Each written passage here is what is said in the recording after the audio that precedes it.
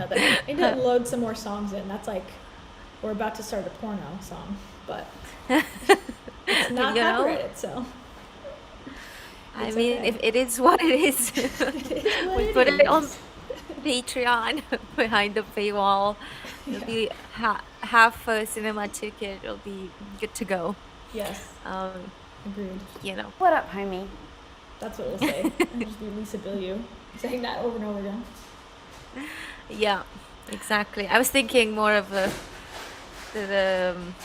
Brody Wellmaker situation, Mm-hmm. but you know, it all Short goes. film tier. Short film, Yeah, agree. the porn tier. Porn tier, the Yeah. X-rated tier. Can you do that on Patreon since it's private, or is that OnlyFans only? Probably not. I'm Mm, assuming OnlyFans, but okay, you know, you might as well take some risks in your career. Otherwise, like, I don't know what's gonna come of it. So exactly. That's the best advice. That's a guru level advice. Take risks in your career. yeah, and charge a lot for them. Yeah, you could charge $100,000 for that speech. Take risks, guys. Be yourself, but also take risks. Follow your heart, Yeah. but don't let your feelings hold you back. Oh yeah. If you ever feel sorry for the people you're scamming, don't. Just Don't. don't. They got the Like, cash from somewhere. it's fine. They will find it. If not, they go to jail. It's all good. Like, you have no issue. Yeah. Never feel guilt. Yeah. Yeah, yeah. So how are you? You're having a crazy week? I'm busy, and I hate to complain, but here we go. Here's a complaint. I'm just like busy. Yeah, I like to have more free time to like. I haven't even cut the highlights from my live stream yet, which was on Monday, and I'm just like packing because I have a work trip tomorrow. It's not an overnight thing, but it's like one day. And I was saying before we got online, it was like it's 3 hours there, shooting like a short interview, and then 3 hours back. So that's tomorrow. And I'm like Damn. dreading it because I know it's going to be a long day, and then I have an appointment on Friday, and then next week I'm supposed to go out of town. So it's fine. It's all good. It's like first world problems, but it's more busy. So I'm like a little more chaotic Yeah. than normal. Living on the road. Yes, Yeah. that's me. Where are you going? That's 3 hours away. It's like a beach town. It's just where this guy lives. So it just happens to be. It's still in Florida. It's on the coast as opposed to on the other coast, closer to where I live. Yeah. So Wow, Florida is large. yeah, so I used to live in South Florida. Like you can go all the way down to the Keys, which is like the little. It's not islands, but it's like the little part of Florida. If you ever see a map of like the United States, there's like little circles at the bottom of Florida. It could take 8 hours to drive up to like the capital of Tallahassee, which is the state capital. It could be like eight, nine Wow. hours. Yeah, that's one Okay. state. So Yeah. we have like three or four huge universities here, like University of Miami, University of Florida, Florida State University, and then like three more. Like basically,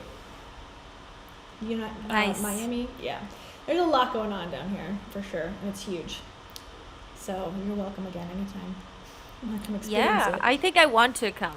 I think we need to like we need to organize our lives, and Yeah. then we need to organize a trip where we Hmm. meet somewhere. Either I come to Florida or you come to England because I'll be in England, or Yeah, I don't know. We'll find an in between place. I'm happy, and I like I agree. anywhere in the world, really.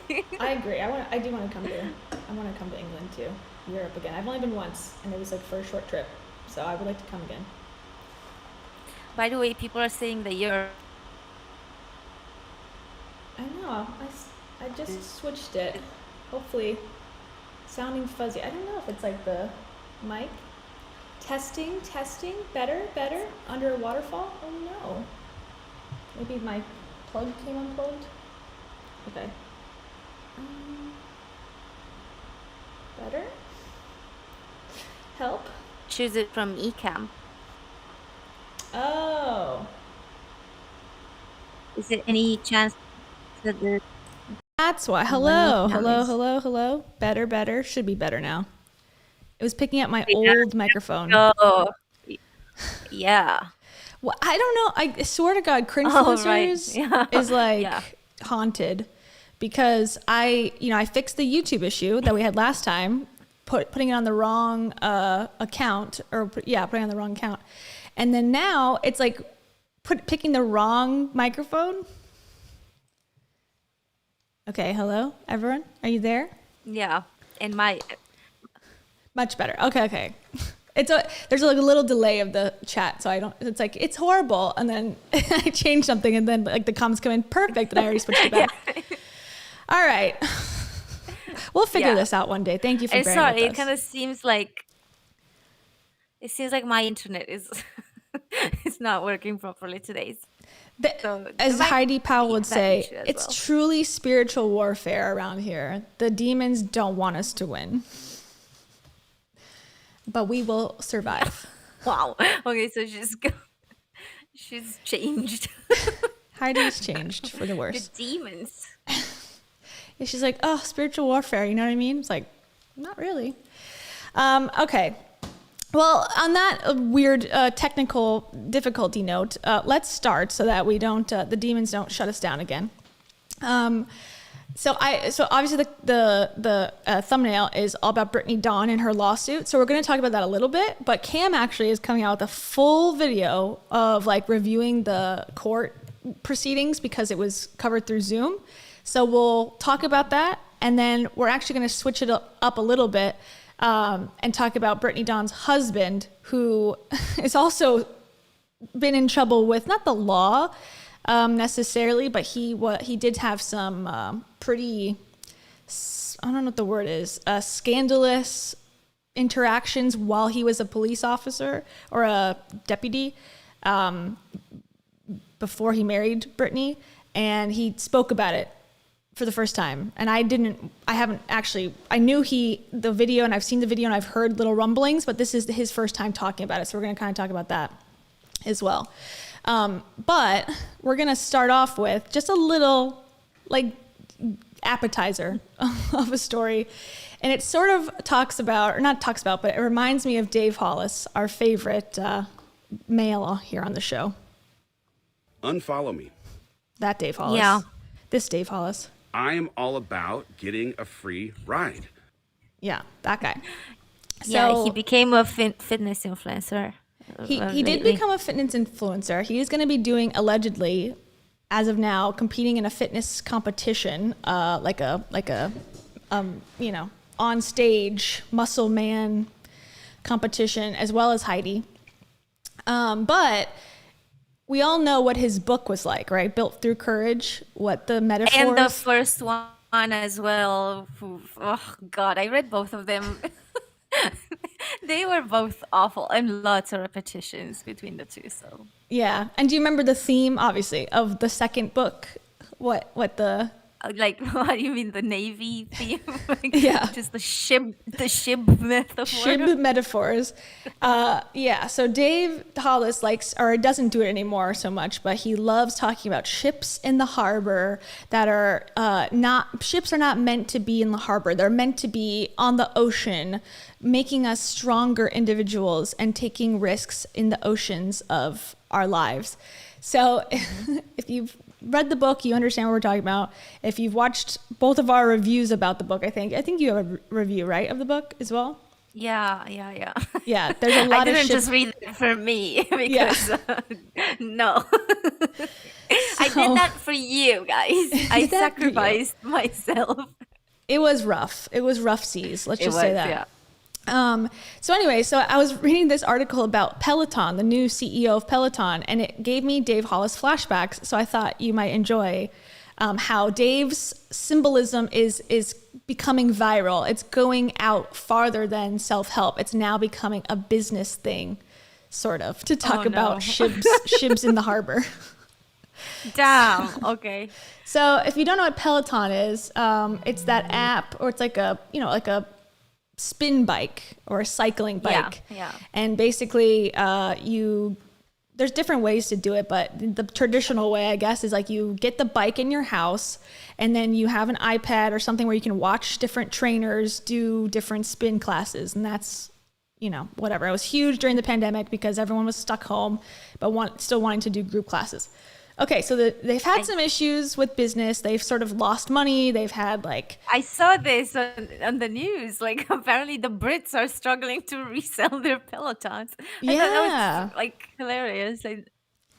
Yeah, there's like, I guess the people who make them, there wasn't enough. They were like back ordered, and then everyone's like over it now. And then you have to pay a subscription to use it on top of paying like over $1,000 for the bike. So some of the like... I don't know, the excitement of the product is sort of going away. And so they've had some leadership changes. And so the new CEO came in to, you know, help everybody not be so afraid of what's going on. So I'm going to read you what he said recently. And I think you may like it. Okay, so his name is, his name is Barry McCarthy. He's the Peloton CEO. And I guess the numbers in Q4 did not look so good, and they reported a loss of $1.2 billion. So no big deal. No cause for concern. But this is how he says, you know, guys, like, don't worry, we lost over $1 billion. However, here's some motivation to calm you all down. You ready? This is what he said. In high school, I spent 3 summer months working on a cargo ship. After midnight on my second voyage, I was asleep when the alarm general quarters woke me up. The alarm for general quarters woke me up. My reporting station was on the bridge. Fear is a great motivator. I dressed while I ran. The 720-foot ship was doing 27 knots, and the helm was hard alley. I don't know. The ship was heeling sharply to starboard, and the steel hull was shuddering. The captain was trying to turn the ship around, but a ship that big, going that fast, takes miles and miles to change direction. We saved 2 men's lives that night. They'd been lost at sea in the Mediterranean for several days. A fortunate, happy ending. Peloton is like that cargo ship. We've sounded the alarm for general quarters. Everyone's at their station. We continue to add new inputs to evolve our go-to market strategy to restore growth. When will the ship respond is the question. Our goal is fiscal year 23. That's it. I thought it was a little funny. Thoughts? Can you hear me? No? Silence? Let's see. Oh no, Cam can hear us. Well, I thought it was funny. It's giving me life. I will slowly buy you a boat. So yeah, so I thought that was funny. Like your company loses $1 billion, and then you decide, well, this is how I'm going to help everybody by giving a speech that only I can relate to. Can you hear us, Cam? No. Well, anyways, I believe Peloton is going to be bye-bye very soon. Maybe. Potentially. Because things ain't looking so good, and they don't really have solutions. I'm here, but my internet sucks at the moment. I'm not sure why. I love your background, though. I like your cupboard behind you. Oh, thank you. It's pretty. That's, yeah. So that's, I know you missed the the juicy stuff, but Yeah, I mean, basically Peloton is heading for choppy waters in Q4 and fiscal year 23. I mean, it had to happen. Like someone, like they knew this was a temporary win. You know, the pandemic purchases and stuff. Yeah. And I always think like the subscription model is great in theory, you know, it helps the company understand better like what their revenue is going to be, but it's not cheap. It's more expensive than buying a gym membership in a lot of places. Like it's like $50 a month or something. And oh my God. Yeah, just to use the app. So you know that there's going to be competitors at some point that like, you know, I know the Nordic track company has come out with bikes that you can use the Peloton, class with. So there's going to be people and companies coming in to try to like take a piece of their pie, which makes sense. So they can't last forever. And the prices are just steep, I think, because I pay $35 a month for a gym with every piece of equipment, and you have to share it. But still, I mean, I can take classes, I can go to the sauna, like that's a way better value than $50 a month just to have a program at my house. Yeah, agreed. And it gets repetitive real quick when you're doing something at home, and you want to get out of the house anyway. And I think it was just like perfectly fine when there was no going out because, external circumstances apparently are a thing. And it's not all about women festing going to the gym, but just, I saw a headline that was like a very expensive like jacket rack or something. Oh god. Yeah, exactly. It's like a treadmill. It's like, okay, you have great intentions buying it, and then 9 times out of 10 you're like, all right, I'm done. I did this. It's cool for like once in a while. But yeah, a spin class, like I could never do a spin class every day. There's no way. Yeah, no. And they have other classes a week. Yeah. But it gets boring, like if you're doing more than that. Yeah, and the whole point for a spin class for me is like to be in the room with other people, because it is a good environment for me. Like, like everyone's like going and breathing heavily, and it's like kind of fun. If you're by yourself, it's like sort of a letdown personally. So yeah, and you can't blast the music in your house like they do in the spin exactly room, have the glowing your effects. Neighbors would be phoning the police in no time. So. Yeah, right, for real. So anyways, that's Peloton. That's what they're up to. So I'm interested to learn more about the CEO's cargo ship past. He's like, how parents say like, my job when I was a kid, we had to walk 20 miles in the snow to get to school, and I worked as a factory welder at 12. I don't know. Back in my days, back in the good times. Yeah. And it's like, this guy's like, he's like, oh, when my first job was a cargo ship thing. It's like, oh my God, like the guy's not that old. It's crazy that would be his first job in life. I guess, but he didn't say it was like the Navy. He said like my job. So it's like, yikes. Interesting life. Yeah. Well, anyways. It's interesting lives that push people to be entrepreneurs. I don't think it's success that pushes them there. I think it's the opposite. I was definitely not. I did not choose to like make movies like a freelance and independently just because. That was your dream forever.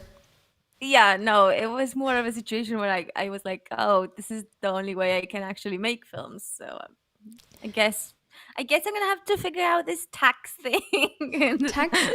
Never heard of it. Yeah, so that's that.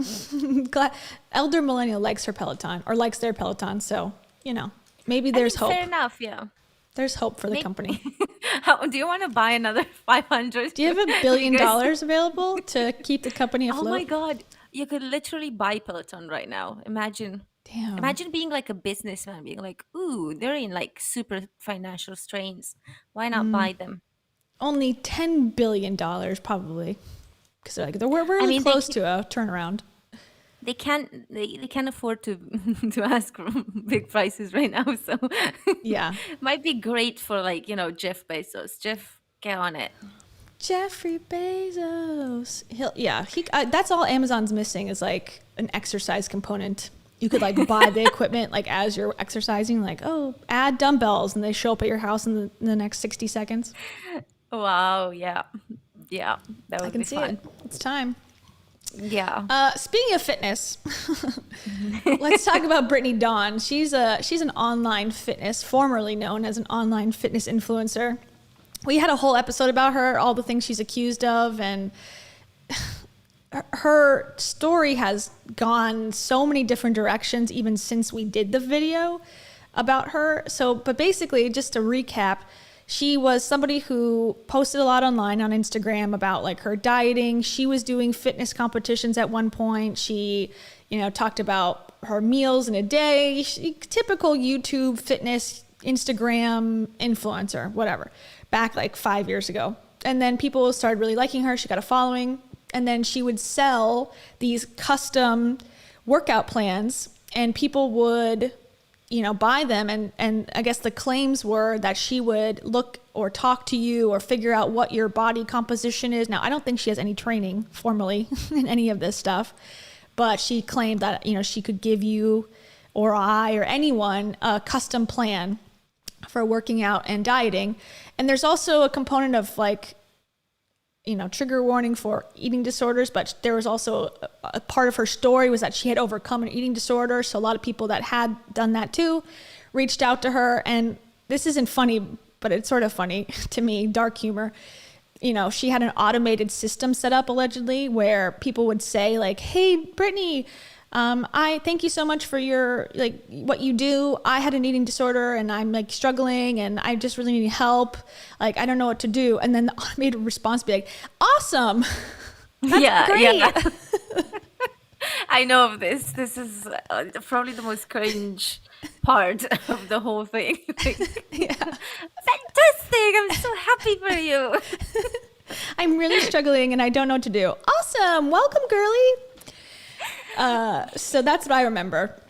So sort of surprisingly, she got sued by the state of Texas, I believe, as like a collective, many victims came together to go to the attorney general in the state of Texas, I believe. Now I could be wrong. I know a little it's bit. a class action Lawsuit. And it was started, basically there was like a Facebook group that was started by the victims, like people who just bought this, got nothing really for the money that they paid.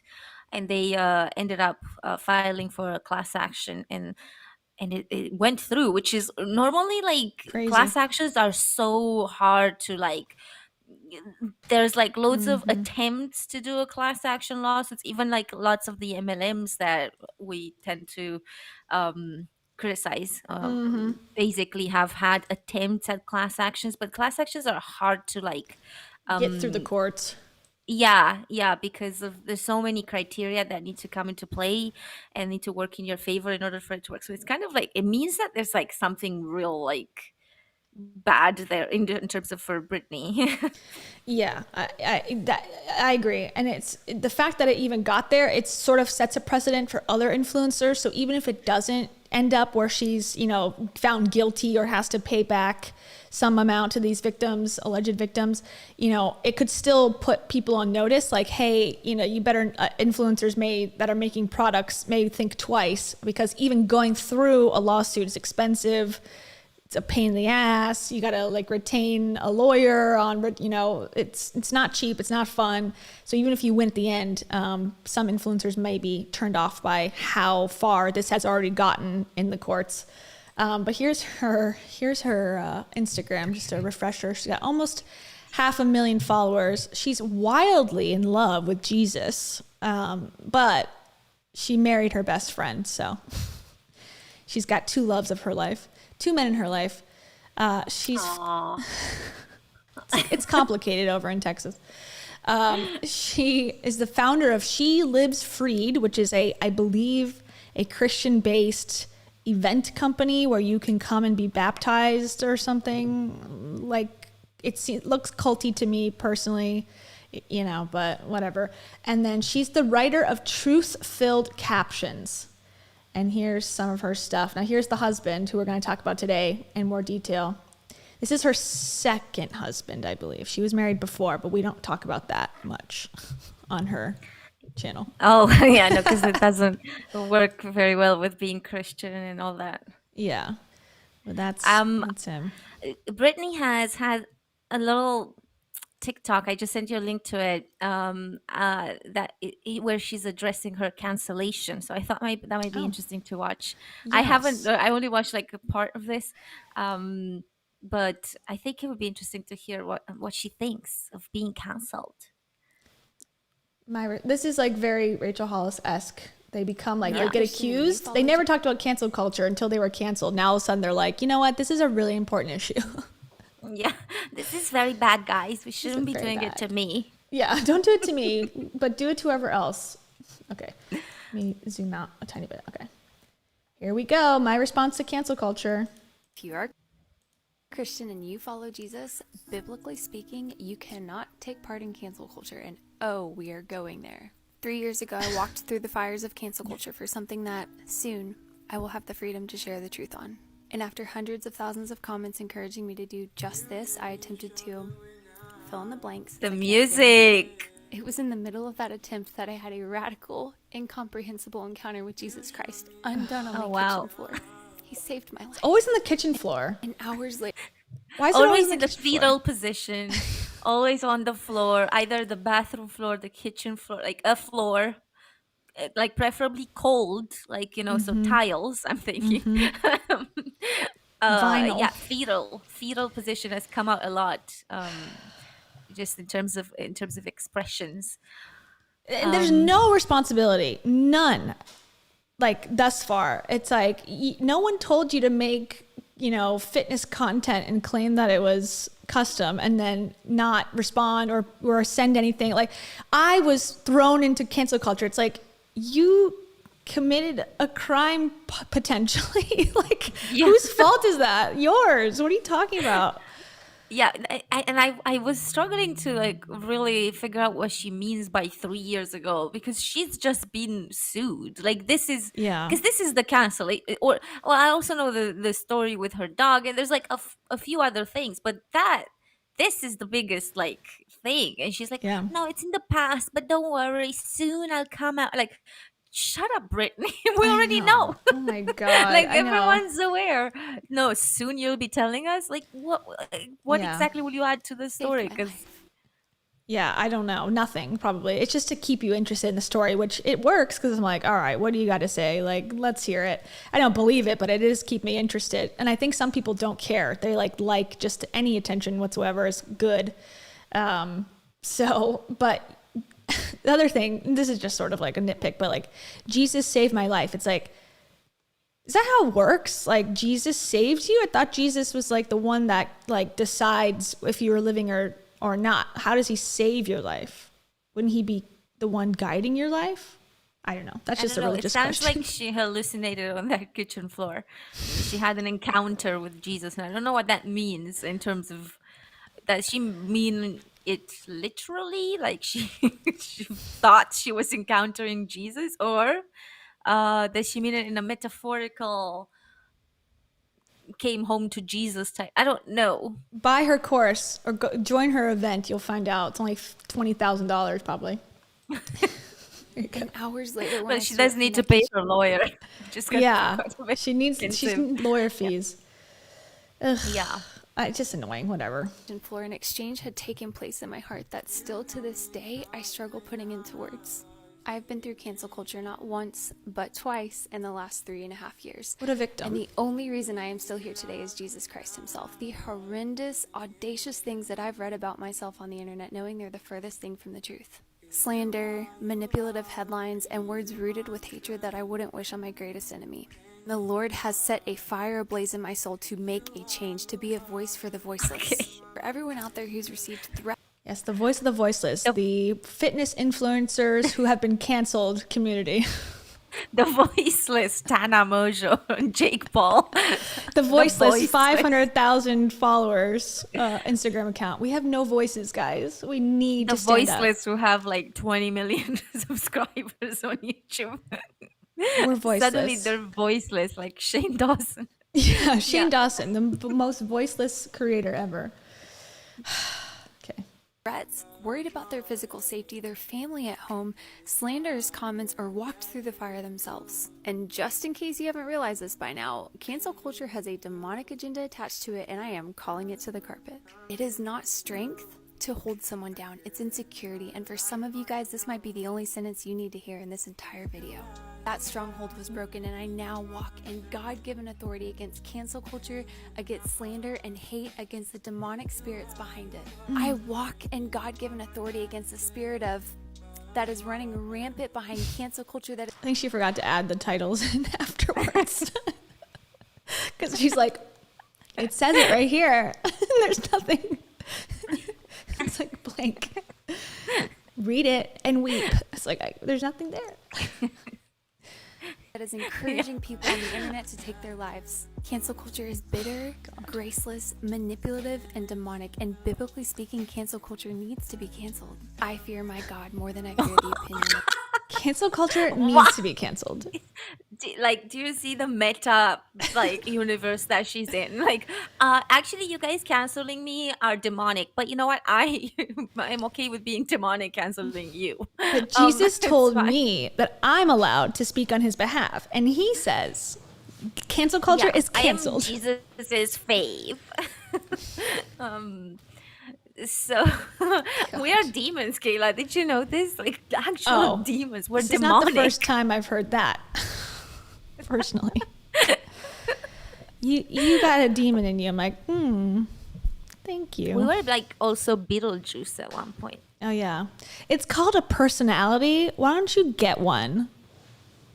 Damn, it's not a demon. It's called character.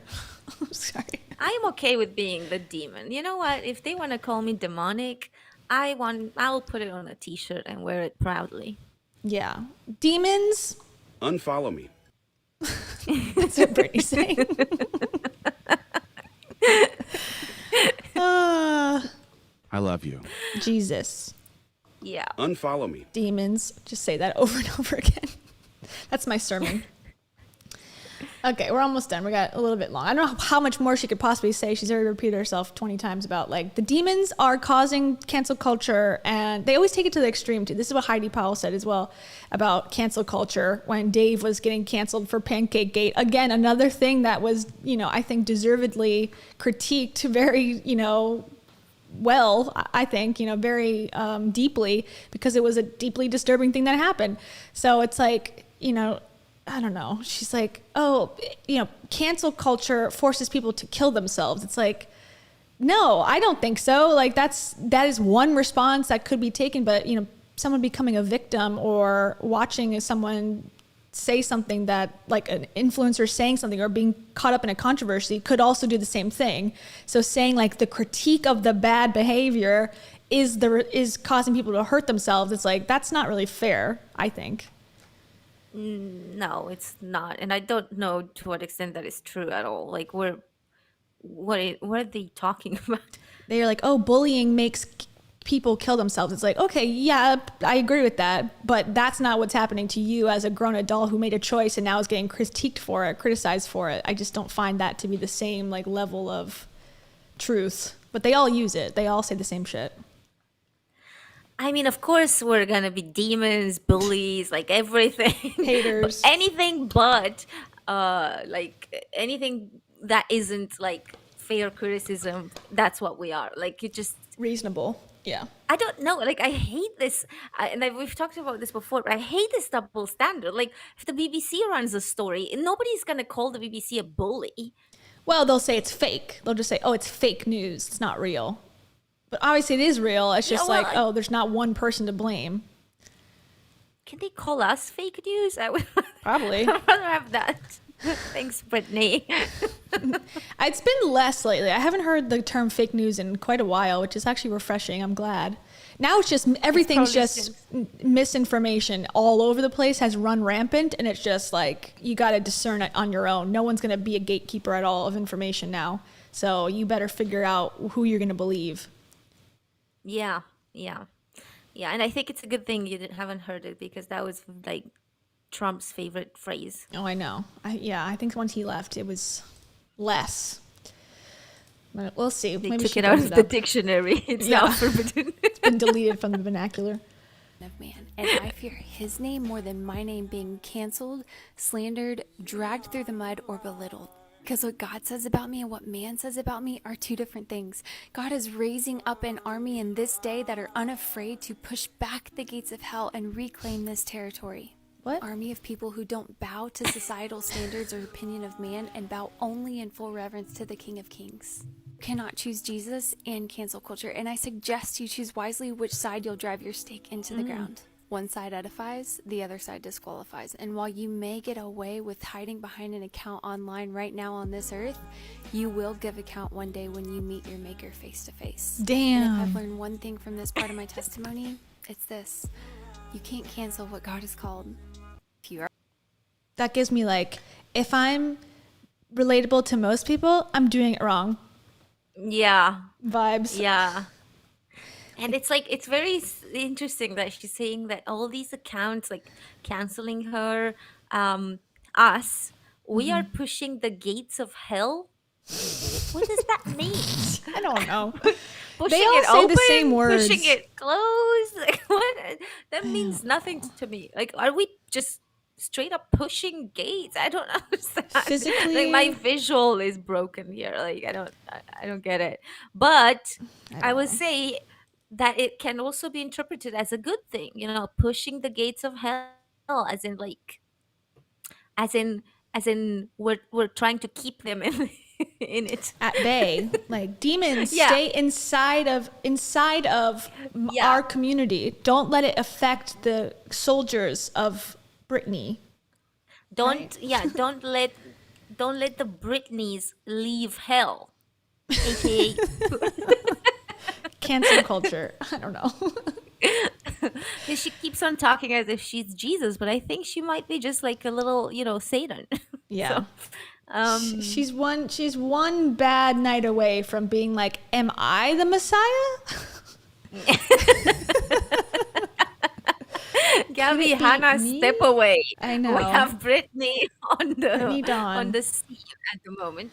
It really does, like, when she's talking, it gives me, like, how even she was using certain words, like, that's how I feel like conspiracy theories and conspiracy theorists start to talk all the time. They're like, you may have an account online, but your account with Jesus is different. It's like, damn, that word is the same as that word. Yeah, at the gates of hell. Oh, the gate where I don't know, Roswell has a gate too. Oh my God. And then you start to go like insane because you're connecting things that aren't connected, and like cancel culture. Jesus was canceled because of and it's like, oh, now we're off to the races.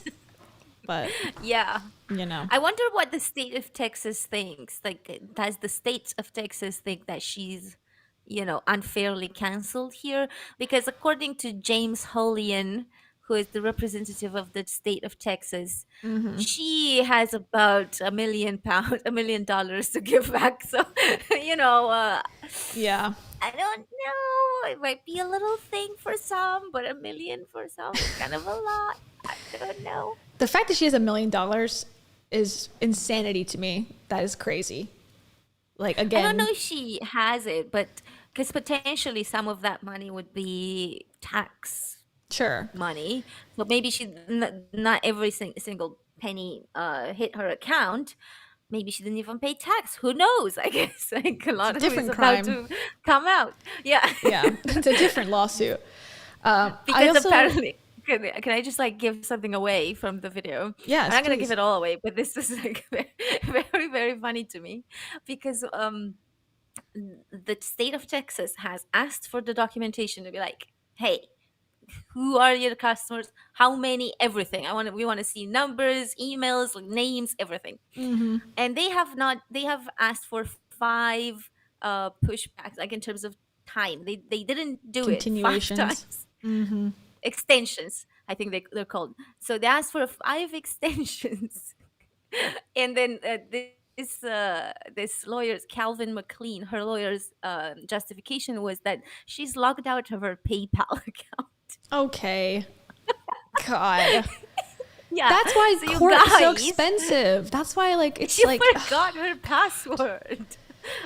This is what people do. This is what people do. They take, if you got money, so if you can scam 1 million people and you get $1 million, okay, let's say, now you can just sue other people that are talking about you and then extend all this stuff forever and ever. That's what the guy Alex Jones was doing. They kept pushing it off and pushing it off. And every time you push it off, you have to go back to court. You have to have your lawyers there. You have to have the judge. It costs money. And then 7 years after whatever crime has been committed, people are sick of it. And it's like, okay, but that's how you can win the court system. Just waste people's time and waste your own money. It's so annoying, bothersome. Yeah. Yeah. And I think this is a strategy that a lot of people use to just kind of run the other party down. Is that an expression used to run someone down? Yeah, Like yeah. to exhaust someone. But in this case, it's the state. So I don't know. This is not it's not a person, an individual person suing her who could be like, okay, I'm sick of this. Forget it. This is the Sure. state.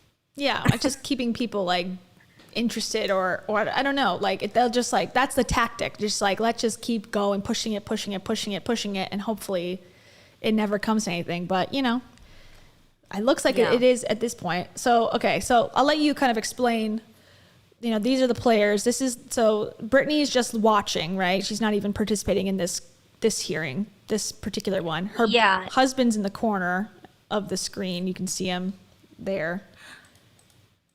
I don't, because he was, that's him. Yeah. So basically, the state of Texas filed a lawsuit in February of this year, and they had something like 5 months to give the documentation. They asked for extension after extension after extension. They still have not provided. Like apparently last night, sorry, not last night, the night before this, at 11:30 or 11:15 p.m., they sent like 10,000 pages. Oh, so the guy at the Texas thing was like, I didn't have time to like so look annoying. over 10,000 pages since last night. But so the state of Texas now filed for a motion to, I'm not exactly sure of the wording of it, but it's a motion to essentially give them the obligation to give the documentation. So they're asking the court to give them a deadline and to say you need to provide all the documentation by this date. Okay. And then this guy, the Calvin McLean, the one that Calvin McLean guy, that is a Brittany's defense attorney. And then James Julian is the prosecutor, or at least represents the state. Okay. Represents Texas, yeah. Okay. And then there's two of them Yep. who represent Texas. There's another person there, but he was just watching. And James Julian is, I suppose, an actual attorney in this case. Okay, and there's the judge, Honorable Monica McCoy Purdy. And she is so pretty. I love her glasses. Yeah, she's got that close-up cam. She's like, okay, we're gonna get real close into this court case. And then iPhone 137 is just a person, I think that's a lawyer or something that's watching also. Yeah, that works with the guy, James, that works for the Texas state. He's like watching it. Okay. Is there any particular part that you think is worth listening to, or do you want to just summarize a little bit? I wouldn't know where to find it because it's about half an hour, I think, and it's kind of, I don't know where to click to find these.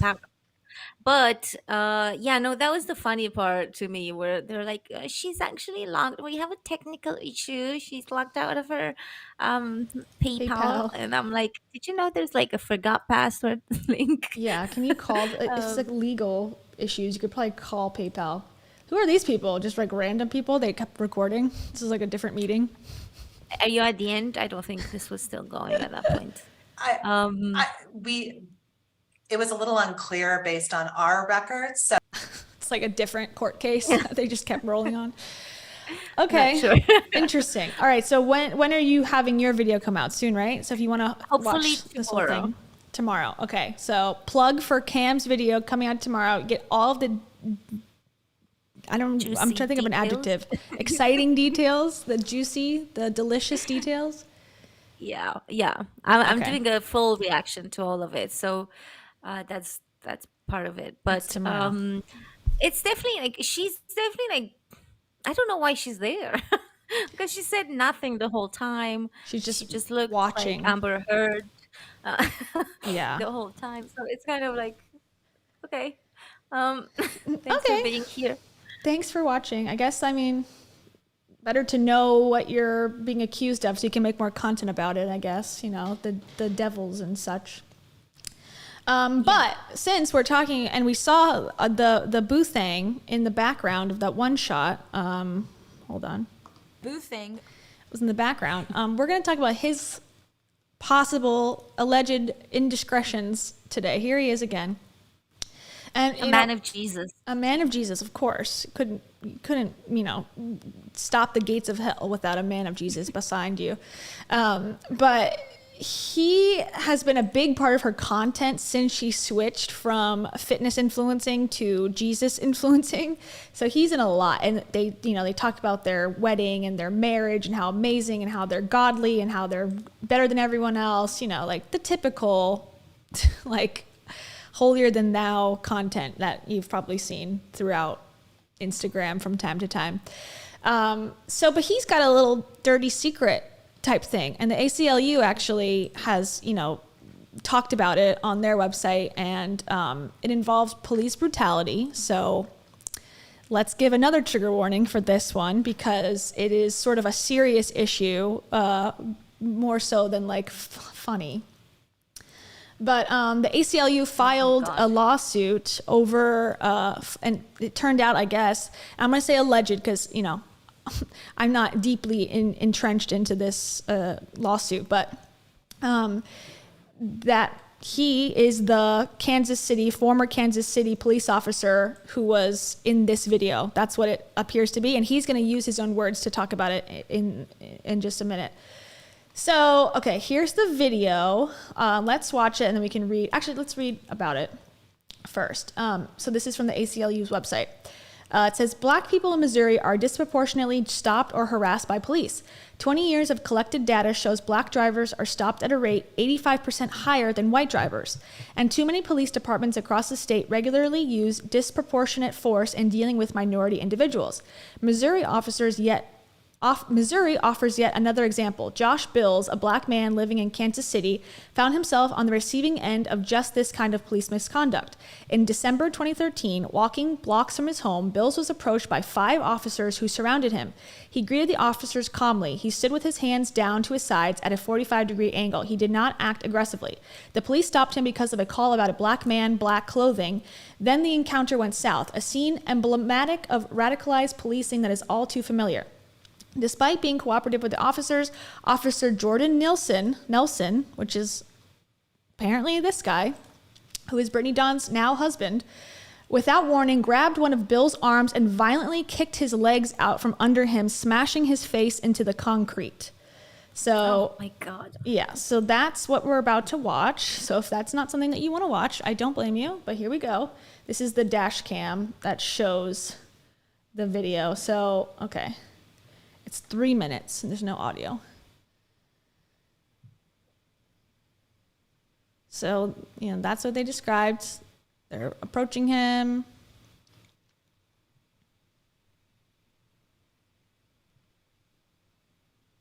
Like they said, there's 5 of them.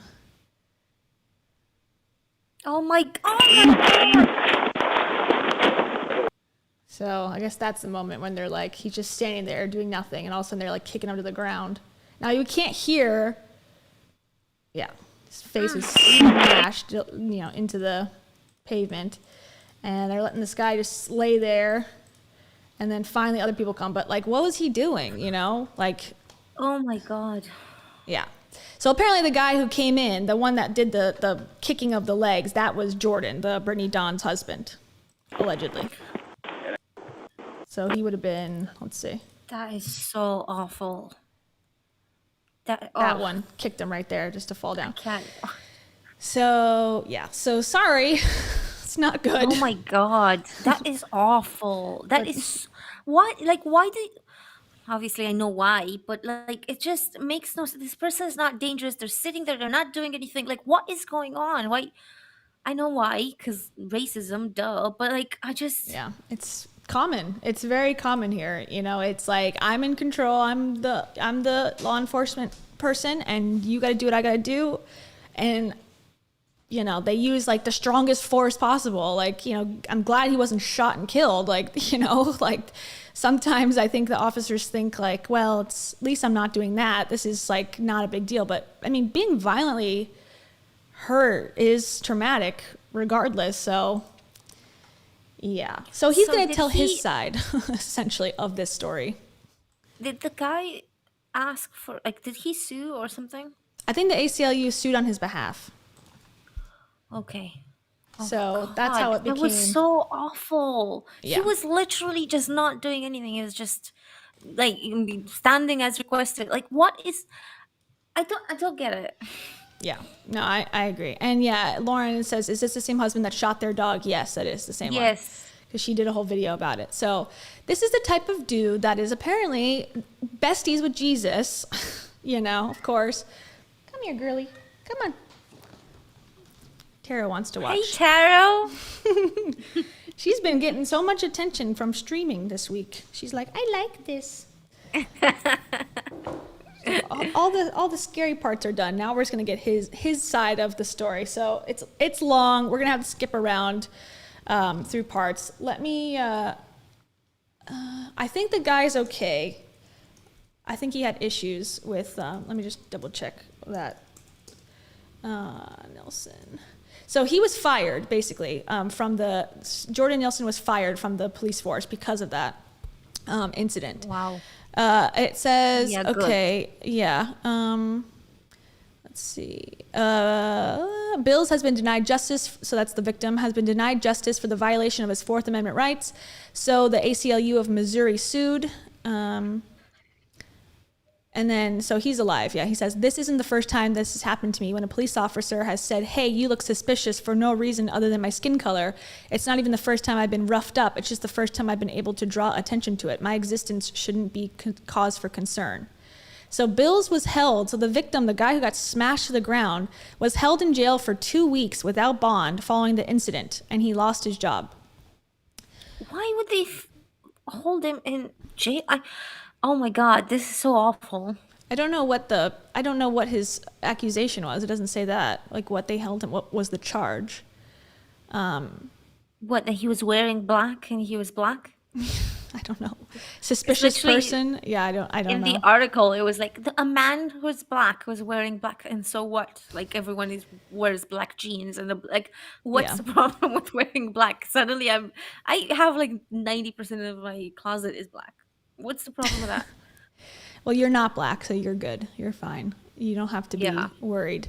It's only when you are black and you wear black is when, like, how dare you? Against the law.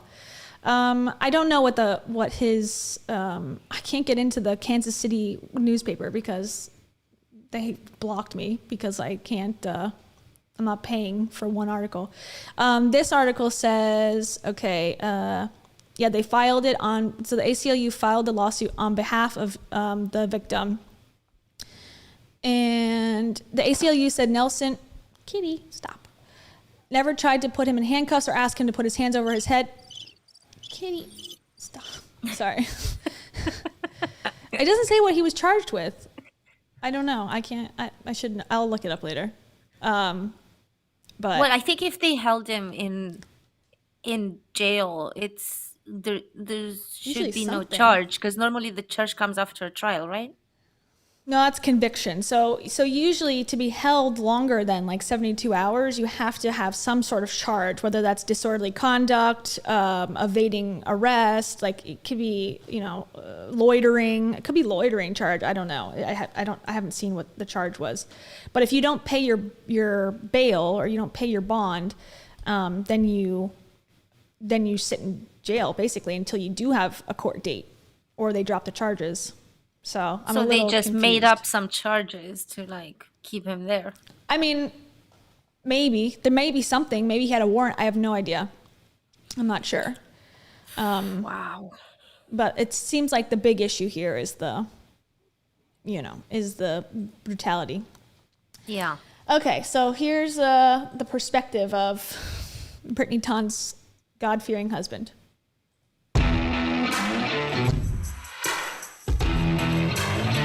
And this is a podcast called Blunt Force Discussion. So there you go. This has 8,000 views, so it's sort of low. What's going on, everybody? It's Anthony from #BeTheChange. Truth will set you free, and of course, now. Before we even start, this looks like a spoof, like an SNL skit of like what a alpha male like from Kansas who has a podcast would look like. Just saying. You got the whiskey bottle? Like, come on, man. Okay. Blunt force discussion. I hope you guys have enjoyed the episodes that we have had to this point, the conversations we've had, those things that people have somehow in this country forgotten how to do, and talk about a little bit harder subjects and really talk about what's going on in the world. Tell that to Brittany Dawn, who says that if you talk about her, you're the gatekeeper of hell. And I'm going to lend myself to this conversation. I've got another person that agrees with a lot of my belief system on this episode. But if you know a frisk... Don't be challenged. Don't worry, guys. I'm not going to be challenged on this. I've got an echo chambers right here. Like, it's all good. It's all good. Don't worry. No one wants to have discussions anymore. So I brought on a person who has all the same beliefs as me to show them that they're right. Make America think again. Yay. I thought it said it first. I knew it wasn't because it doesn't make sense, but it's like, make America hink gay. That's what it looks like to me. Like, that's interesting. Yeah, that would have been a much better message. Make America hink gay. Like, what's that? Oh, I would have bought that one. Leftist or somebody that just has more of a left-leaning or democratic ideology that is also kind of a big effing deal in their own world. Bring them here. Doctors that are pro-vax, whatever it is. I want to have those conversations. Oh, let's go we're on the gonna show. Continue to talk about stuff We should and go have a hard on. conversation with people. No, you that are need to very agree similar with to him in us advance. and ideology. Oh, okay. We have to have the same perspective, but like, still reach we're out. already not eligible. Damn. We should start to try to like reach out to these dumbass, come have a discussion and then go have a discussion and watch them freak out. Yeah.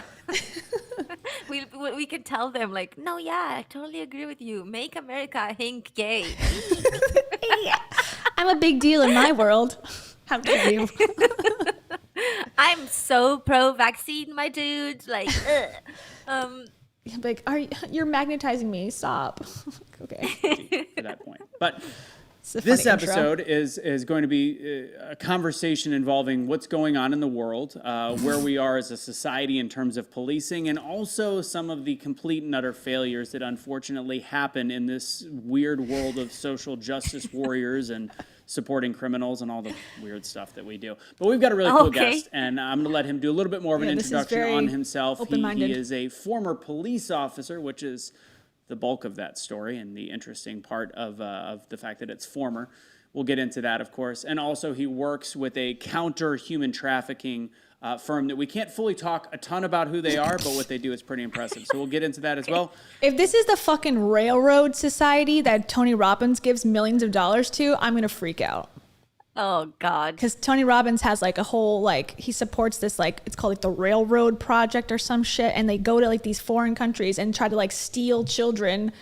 Allegedly, this is like this guy goes to like Costa Rica and tries to find kids who are in human trafficking, but there's no proof that they're like a part of anything, and they just like take them back. I don't know. It's so weird. I'm like, how is Tony Robbins involved in this? It's like very sketchy.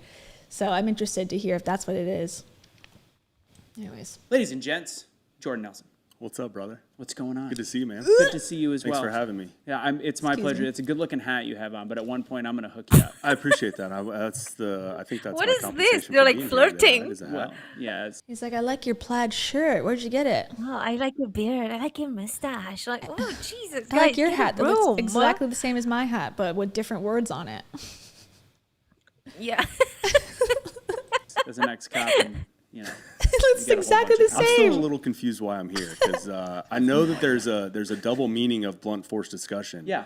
Big effing deal, right? Yeah. And I am not that. Well, you got the tattoos, you play the part really well, and as we're going to get into, as I said, the police department that had to spend some money on your court case would probably say if you weren't a big effing deal, then they probably shouldn't have spent the money. They should have just let you wallow in millions of dollars. And we'll get into that, but they got a pretty solid deal out of the thing. Yeah. So, yeah, man. Thanks for having me. No problem. It's a This pleasure. this is what's cool about this is my, with litigation and the media. Of course, the media doesn't want to report both sides of the story. No. So this is actually though this occurred, the actual incident occurred almost 10 years ago from where we are now. Okay, yeah, 2013, accurate. And And You haven't spoken out because it's your own choice, I'm imagining. If the media doesn't want to report it, why didn't you report it 10 years ago? He's like, my hat was on back order and I didn't want to appear on camera without my Stone Glacier, North Carolina hat or whatever the fuck it says. Like, why didn't Montana. your wife take your side? Like, Oh, she did. Well, she was charging people like $100 to $300 in 2013, 2014. Why didn't she speak out on your behalf since she had the platform? She's defended him, but not with like specific details, I guess. But Oh, like my husband is a good guy, I promise. yeah, he's Okay. helping me hold back the demons. Right. I don't think she was even religious at the time. She was all about Showing that ass, you know. Jesus forgives, okay? Yeah. The court case occurred almost 6 years later, or about 5 years after that. And subsequently, this is the first time I've ever shared my perspective. I was never allowed to do any interviews. It was more, that's the coaching behind that was just going to be, you're perpetuating the news cycle. Let's let this die off. Awesome. Okay, so he listened to his team, is what that means. Yeah. He made a mistake. Okay. Hired the wrong team. Not to be an asshole and talk about physical anything, but like this guy's chair makes this guy look very small because he's not touching the ground. I just want to put that out there. This angle is a weird angle to put on your He's podcast. a short king. Short king. There's no problem with short kings in my No, we like in my short kings, books. but I'm just surprised they'd show that angle for no reason. It's not a good shot. Just not that short king. I don't like that guy. Make America hink short king gay. So Glad super to excited be able to here. have this conversation now. And we're going to talk about a wide range of things in terms of policing. We're going to talk about his story, which is a microcosm of everything that's actually happening in the world of policing. We're going to talk also about police failures, and we're going to do Shot Seat this week, and we're having a little fun with it. That girl has got a lot of ice cream. She just dropped some. That is, somebody help her. Help her with the ice cream. You Like, I'll help take it. her. She's gonna eat the What rest the of it. hell? Oh, we also have your lovely wife here as Yep. well. It's going to be a fun show because you and I, we all Oh, got to happy meet each Brit. other a couple weeks ago and we talked. And the great thing is about people that are kind of like us, salt of the earth is what I'll call it, is we can actually have a conversation, talk about different things we agree with, disagree with, and at the end of the day, we realize the world right now is a little bit of garbage. Yeah, absolutely. And not everything that we discussed, we share the same.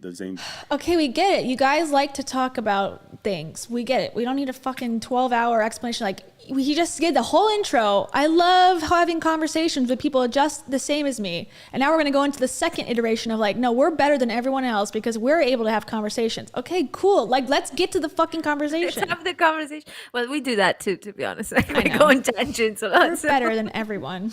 But we are not. echo chambers for once. So We are not problematic. I am not problematic. The same Me viewpoint neither. on. Right. But that's the importance of sharing and truly like meaningful dialogue is you don't have to share those views with everybody. I mean, I think beards are for bitches and mustaches are for real men. It's what did I tell you the first time I met you? I was like, "Oh, are you a fireman?" Which is, of course, Because you I'm know, hot. Yeah, God, that's an awkward. I'm sorry. that told had you to these see guys that, need a but, Yeah. I room. mean, They're flirting for sure. BFD, Yeah. big fireman daddy. Accurate. That's why he has men on the show. Okay, I'm sorry. I'm being mean. definitely know what- flirting with it. that's why he dabbles. Like- no, I was just impressed, and thinking that you were a fireman. I was impressed that you weren't taking a nap, and you had just allegedly come from work, which is super rare. What am I Yeah, watching? I'm surprised that you haven't beaten more black guys. Okay, that's too far. Too far. Too far. Wait, go back. Go back. Oh my god. Holy shit. This guy cannot take a joke either. He's like, oh, like it's not, okay. Oh my God. Not him. Okay. All right. Let's just play it again. I'm surprised that you have. So he said, oh, I'm surprised like you weren't a firefighter or taking a nap. Okay. That's a fairly innocent joke about being a firefighter. And I think like cops and firefighters have like, you know, rivalry or whatever. This guy took it to the extreme. And you had just allegedly come from work, which is super rare. Yeah. Yeah. I'm surprised that you haven't beaten more black guys. Okay, that's too far. Too far. Too far. I was waiting for that one to come. That's awesome. That's awesome. What the fuck? I was waiting for that to come out. What do you mean? Wow, what is this? I feel like this Yikes. guy, the mustache guy, what would it be his name?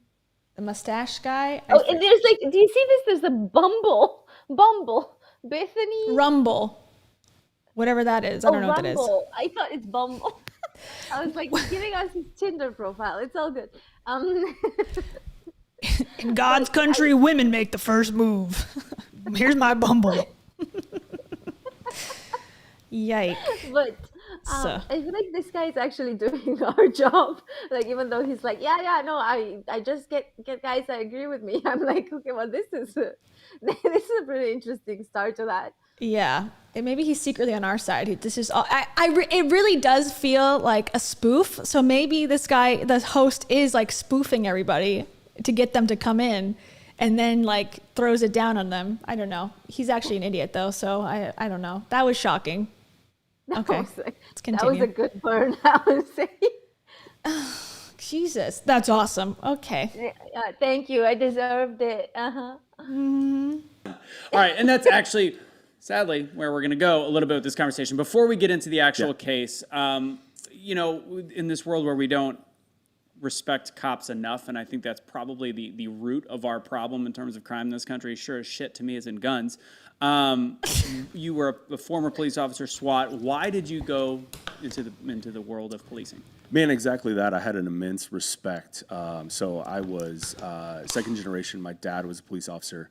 I remember being a kid watching him get ready for work. I actually had my own belt that had, you know, obviously a fake gun, my fake pair of handcuffs, everything. And I would get dressed in my little uniform while my dad got dressed to actually go and be a police officer when I was super small.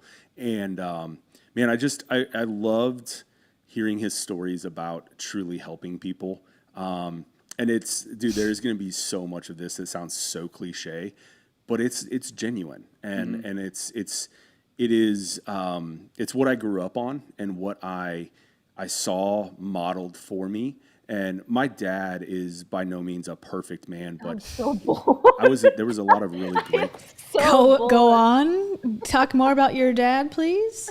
Oh, can you start at least when you were like 14 or something? Because like, are you just gonna give it to us like year by year? Like, I was 1, and then I had the uniform, and then I was 2, and then he gave me the handcuffs. Like, I wonder if his dad is like ashamed because he like got kicked off the police force, which is like, you know, obviously like you probably did something really bad if you're kicked off the force, because a lot of times they'll just let you stay and put you on like an office job and then they put you back. So I wonder if his dad's pissed. Yeah, maybe that's where he got his like training. Yeah. Instilled by him, and a lot of that came from life lessons, I think, around what he experienced as a police officer. And I saw that modeled, and I loved it. I fell in love with it. I went to school initially, played baseball in college, and what position were you? I was a shortstop. Oh, so you actually worked? Okay. Yeah, that's. I mean, I was a first baseman and pitcher. If there was a position for firefighters. Now, man, some of my best buddies are firefighters, and they might see this, and they know I love them. And by the way, you know, this pitcher and catcher are these positions later tonight. Ow. Okay, sorry. After this interview's over. Baby Dawn, go home. Brittany, I gotta do an after hours interview with this man. Yeah, hold on, your wife's watching. Let's kick it afterwards. Did I take it too far? Sorry, Kitty. Yikes. Okay. I have never been, just to be very clear, I've never been a firefighter. I just rock the mustache. Yeah, there's a bunch of guys that would be super jealous of that mustache, though. So, it happens. But yeah, really just saw him hot. growing up. Went to school, came out. To my mother's chagrin, went directly into the police academy and started my career from there. Yeah. Spent just shy of 8 years on the streets, including the academy time. Had a couple of different assignments. Everyone starts off in patrol. I never wanted to be a detective. I never wanted to be promoted to be a sergeant. Yeah, okay. My goal from inception and from childhood was to go to a SWAT team. Inception. I wanted to. It's it's the shows, the everything you read, everything you see, the movies about it is like, man, that's what I want to do. And so you got to do some minimum requirements. You got to be on 3 years before you can do that. So I went to patrol directly out of the academy. Was there for about a year. Went to an undercover task force that worked with one of our detective units as kind of doing surveillance. We would track people. This was prior to the Ninth Circuit Court screwing that entire thing up. We used to be able to GPS cars without a search warrant, and so of course, Ninth Circuit Court, Good California. Good times. This is the people that say, like, the government's watching us. They're trying to put our things in our vaccines. And they're like, man, it really sucked when the courts gave people privacy. Ugh. Yeah, to my mother's chagrin. To my mother's chagrin, we could no longer follow people for no reason. Horrible. What a country we've become. We can no longer jail people without like having a warrant or like, suddenly you have to like show respect or something. Like, wow. Make it make sense, please. God. Wow. Mess everything up with. Oh, bye, And kitty. he also wanted to be like a policeman since inception. I didn't want to get promoted. That was part of my 5-year plan. I was like, where do you see yourself in 5 years? Not promoted. Duh. Sure. Whenever you say, Jordan.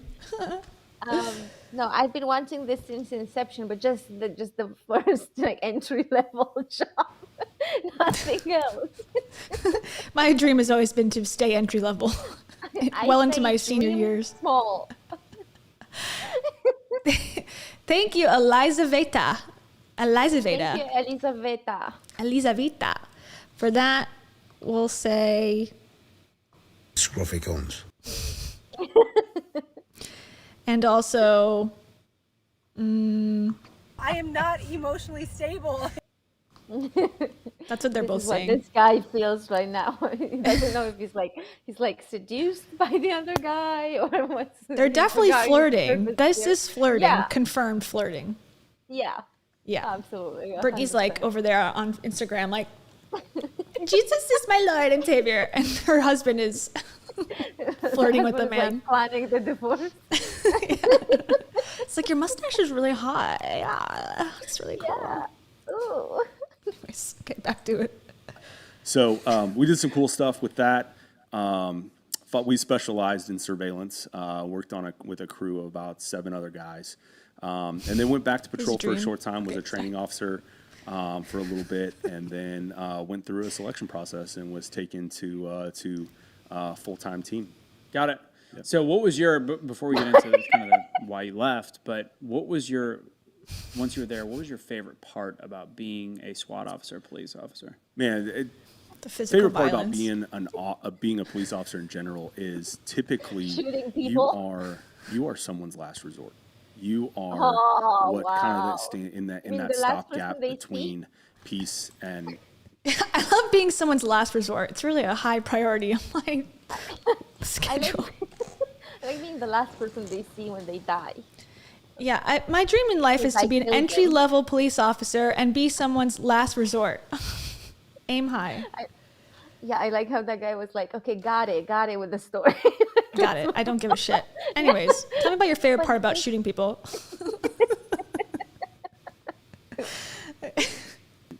Utter chaos, Yeah. And getting to really truly solve problems for people to the best of your ability or within the parameters that you're given by law is that, man, that's like that's a special feeling. Not everybody gets to experience that. Favorite part about being on our, so we weren't allowed to call it SWAT. SWAT's too aggressive.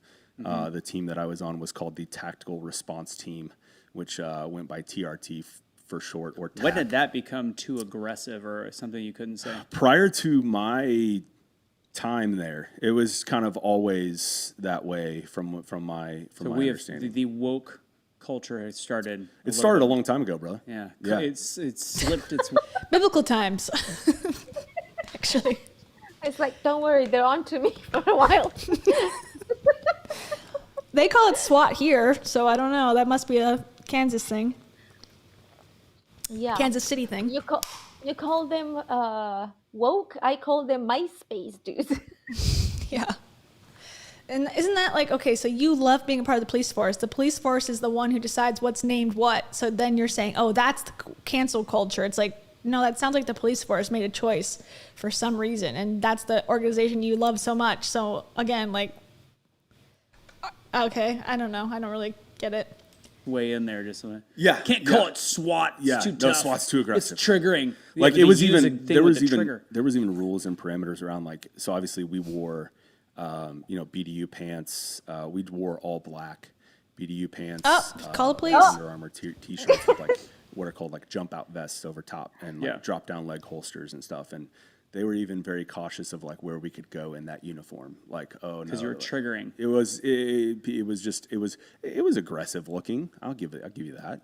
But all of our stuff is exposed as opposed to being in a gun belt. I bet that aggressive looking gear thrown in front of an elementary school would stop an asshole from coming in. I'm just throwing that out there. I don't know if we're gonna get to that. No, it doesn't, you fucking idiot.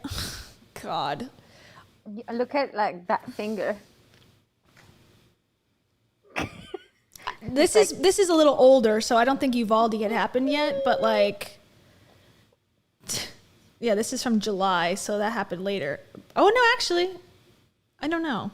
When did Uvalde happen? Because that did not stop the shooter from coming into that elementary school. The cop that was on campus during the Stoneman Douglas shooting didn't stop. The guy like ran away and got charged because he did not save anybody at all as a cop. So just having a cop on campus does not stop a school shooting. That's ridiculous. That's like a proven thing that it doesn't deter when someone's determined to shoot up a school. So that makes me mad. That makes sense to me because, sorry, I feel like most people who I read this article at one point that was saying that most people who were school shooters were men, and in most cases, essentially, yeah, and in most cases they had a sort of mental disorder of sorts that. It's not like they were like a reasonable person in an act that might see a policeman and might get scared and be like, ooh, I might get to jail. So like, I'm just going to stop. Most of them, or not, I don't know if most, some of them commit suicide. So it's like, it's not a person in there that is thinking clearly in that moment. So the police officer being there would not like deter. It makes sense to me. No, it's not a deterrent, and they have guns, so it's not. And this is not a new thing. At least in Florida, I can speak for being a student here.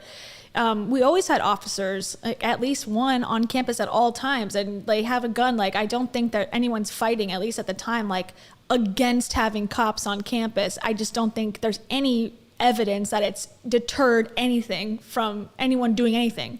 And so he's like, oh, woke culture is making it safe. It's like, this is not even a real issue that exists. So, okay, like he's trying to like, get people riled up like it's Fox News. And it's like, at least find something that's real. How about like a real issue? Because no one's saying also, no cops on campus, I don't think.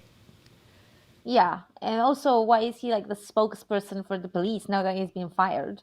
Yeah, exactly. The police are like, please don't speak for us. The police are like, we don't know this guy. Yeah, you're not under force anymore for a reason. Yeah. Yeah. The other guy is like, I don't know where he comes from. I'm interested to look into his history because he seems like a dope. We will. Holy buckets. Yeah. That's a lot to digest. And that is one of the responsibilities on said SWAT team was to teach active shooter response. And we will just give a little icebreaker there. That's not how you do it, Uvalde. No. Like that's 1000% the opposite of what you do. That is how you sanitize your hands though in the middle of a... So then explain it. Then so so Uvalde did happen in May. So, okay, that's a police force. They had guns. They were on campus. They were there. So, okay, so what's the solution? It's not more guns then. So your whole fucking point was just completely erased. Look, no logic needed. Okay. This make to me as a European, I've maybe seen one what do you call it? Like a soldier. One soldier wearing like actual weapons once in an airport. To me, the guns thing, like that is, I do not get it. Like I don't understand how it's like a thing in the 21st century in a first world country. Like it makes so little sense. I saw this TikTok being like, gosh, this was a while ago, but this was a person saying like, how do you guys like do your trials? It was a teacher who was asking like on TikTok, like, how do you do your, gosh, what do you call it when you're like testing out you're like teaching people how to react in the case of a shooting or something, like a training, like yes, that sort of thing. So she was asking about that, how people do that in Europe when we don't have guns, and we're like, we don't. Yeah. It was like it was so obvious, like, you know, like you don't need to do that because there's no guns to, you know. And that person just like was like, what? How? But what if someone's like, yeah, well, there's not access. Yeah. Anyways, okay. Yeah, it's totally different in America. And you know, we didn't do it. And I was in school, there was no active shooter trainings. Columbine had already happened, but it's much more common now to do active shooter trainings. And it does help. So they say it helps the teachers barricade the door and shut the lights off and, you know, call in. But then again, not in every circumstance. Uvalde was a great example of like a complete failure on every possible, you know, helper that was supposed to be there and do what they, you know, were meant to do, failing. So even if you practice and have a whole system, it doesn't guarantee safety for anybody, really. Anyways. No, and it's also a very different situation when it's real, because like people react differently when their lives are at stake. It's not totally like, oh, the training told us to, like, you know, it doesn't matter what the training told you really at that point. I feel like it's survival instinct. It comes in and yeah, you do the best you can. Thank you, Nam. Thank you, Nam. Active shooter. Either that or that's how, and I saw some things that I believe just came out today of the guy texting and checking his phone. I didn't see that part. I mean, Casey and I, who's in the back room, who's going to help us out with some of the clips in the show. Casey, like the same name as Joe Rogan. Get a fucking original thought, idiot. Sorry. God. It's the guy's name that helps on the Joe Rogan podcast. Like, you really had to hire someone named Casey for that? Okay. God. Yeah, well, he's got an idol now. Yeah, I can tell who his idol is. It's Joe Rogan, as every other guy his age is. The hour of not just the 4-minute clip, and it's like there's so many just things like what is happening with that, and then the weird, and it's unfortunate because I hate a freeze frame that misinterprets a situation, but for a guy before the shooter was taken down to be getting hand sanitizer, to me is just absolutely ridiculous. What are you Did you talking see about? that clip? As will, so I haven't watched any clips. Smart. And the reason why is I read the time breakdown. And just based off of what I know from my training. He goes, did you see the guy texting on the phone? Oh, I've watched no clips. In my experience, like, no, I was trained to. I was trained to just kick them. Believe. Yeah, you're supposed to just kick the shooter immediately. That's what I would have done. Regardless of how peaceful they are. Actually, the more peaceful, the more you kick them, you know, like. This is making me mad. I'm hoping that there is some type of mitigating circumstance. There's not. I'm going to give you a spoiler alert. It's pretty bad. I'm hoping. I'm an expert. And, you know, I'm also cognizant of what we're about to talk about. Get to it. God. A video of me doing my duties as a police officer has been shifted in the media and taken completely out of context. I'm ready. So explain it, baby. Explain cognizant and mindful of, man, you never want a Monday morning quarterbacking officer because you don't have the information and you don't have the experiences that they are experiencing real time in a stressful, you know, situation, that's not fair. No, and, it's not. And so I try to look at it. What was the stressful situation? Some guy wearing black? Like, what exactly is stressful about that? Some guy was like on the street walking peacefully. Oh, No. we are so 8 police officers. We were so stressed. Like, no, there's more to it. There's more to it. You just have to listen to this next hour of him explaining about other random things to get to it.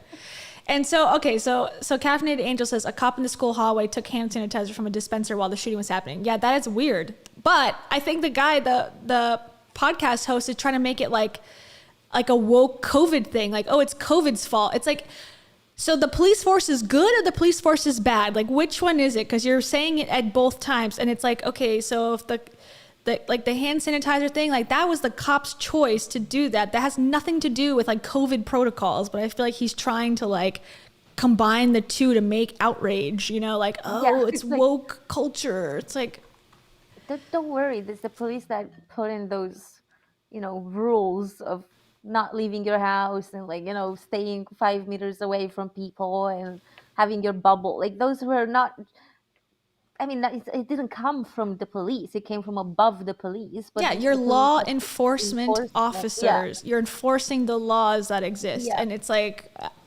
okay, but only when it's convenient. All right, cool. All right, sorry, back. Objectively, I don't want to view a video. I don't want to see any of that. I'm looking at sheer facts of a timeline of what guys were doing, and it's not right. It's not good. And I'm with you. I hate the money. And that I was very like, let's pump the brakes in the beginning, like it's shaming the police officers, because again, my first intention is always like they're human beings as well, and let's just wait. Okay, so people getting fucking drop kicked on the street aren't human beings. Okay. Watching. So he's like, he pumped the brakes on shaming the police? Like, what? Sounds very shamey to me. When did he do that exactly? Or like, why? This is not, and also this is not like we're shaming the police. It's like, no, this case, this happened, you know, we're talking about this one thing. We're not like, it's not a broad generalization of like, this is all about everyone, like, you know what I mean? Like, it's just. Yeah, they're doing that. They're saying like leftists believe in vaccines. Like, okay, that's a very general statement there and not necessarily true. So now they're going to speak for all police and they're going to speak for all, you know, people walking down the street. It's like, okay, all right. I don't know. In the hour something of the ineptitude, it's like, this is where people say if you're going to call it a failure, call it the failure. I have to call it the failure. But we might get a little bit more into that at one point. But I want to finish up your story as a cop and then get into what happened. But so why did you end up leaving the force? So as you know, and you were Kansas City. We haven't said this. Yeah, I was with Kansas City, Missouri, and Kansas City, Missouri Tactical Response Unit, aka SWAT. Sorry, TRT or TAC. Yep. Whatever. Yep. Yeah. So tactical response in between. Yeah, so much less harsh words. Stupid. Yeah, this incident actually occurred just before I went to our tactical response team. Okay. And so you weren't even on the fucking tactical response team. Okay. It was like, oh, I want to be on it. Yeah, I'm gonna show my stuff. Right, okay, can so I please come with you? Yeah, look, I'll knock him over. I should be on the team. I was in patrol, and we. Okay, so you were a road cop. You were like the entry level. Your dream was to be entry level. Okay, so you were there. Yeah. So you weren't even on the SWAT team that you talked about for the last 15 minutes. So what the fuck is even the point of talking about it? Okay, sorry, I'm very, very mean, but these people make me aggressive. Yeah, he was living the dream at that moment in time. We received a your question was, why did I leave? Yeah. Not the story. The common misconception here. Of course, there's some media or internet buzz around this. A lot of people think I was fired. Yeah. I was 1,000% not fired. I left actually in 2016 on my own accord. I had a friend of a friend who, so I came on in 2000. I was hired in 2000. I didn't know that. So that is news to me. I thought he was fired. So it's actually worse because they let him they're all in on it. Yeah, that's worse. Okay. 2007. hit the streets in 2008. Well, that's right in the middle of financial crisis, right? Mm-hmm. So my academy class, we did not have the budget to hire officers. So I was a part of a federal grant to hire officers. Mm-hmm. Well, thankful for the opportunity and thankful that I had that job, but they didn't write in pay raises.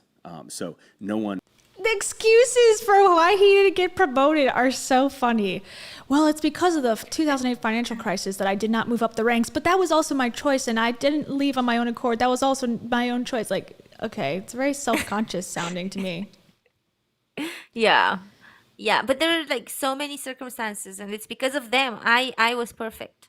Yeah, the federal government is horrible, and I hate them probably most likely. But also there was a grant, but also they didn't give me a raise. Like, okay, sure. And there's a portion of the subsequent years, 09, 10, 11, where no one got raises. Yeah. So we were in really, by the time I had made it to a tactical team, I was still making the same as the kids coming out of the academy, and so. He was a total hero. He wasn't even there for the money. He was like, like guerrilla style. Like it was just, he was there for helping people. Mm-hmm. He wasn't doing it for the pay. That's what he's trying to say here.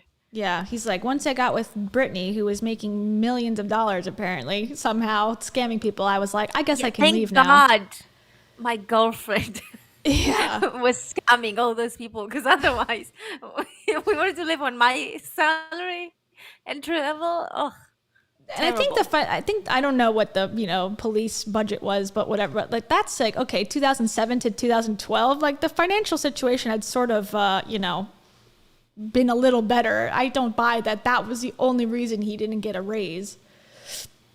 Personally, I genuinely believe that he's trying to make it like, no, I wasn't in this for the money. I was here for my friends. dream and whatever. Yeah. I think this is the point, because it's a weird way to tell a story.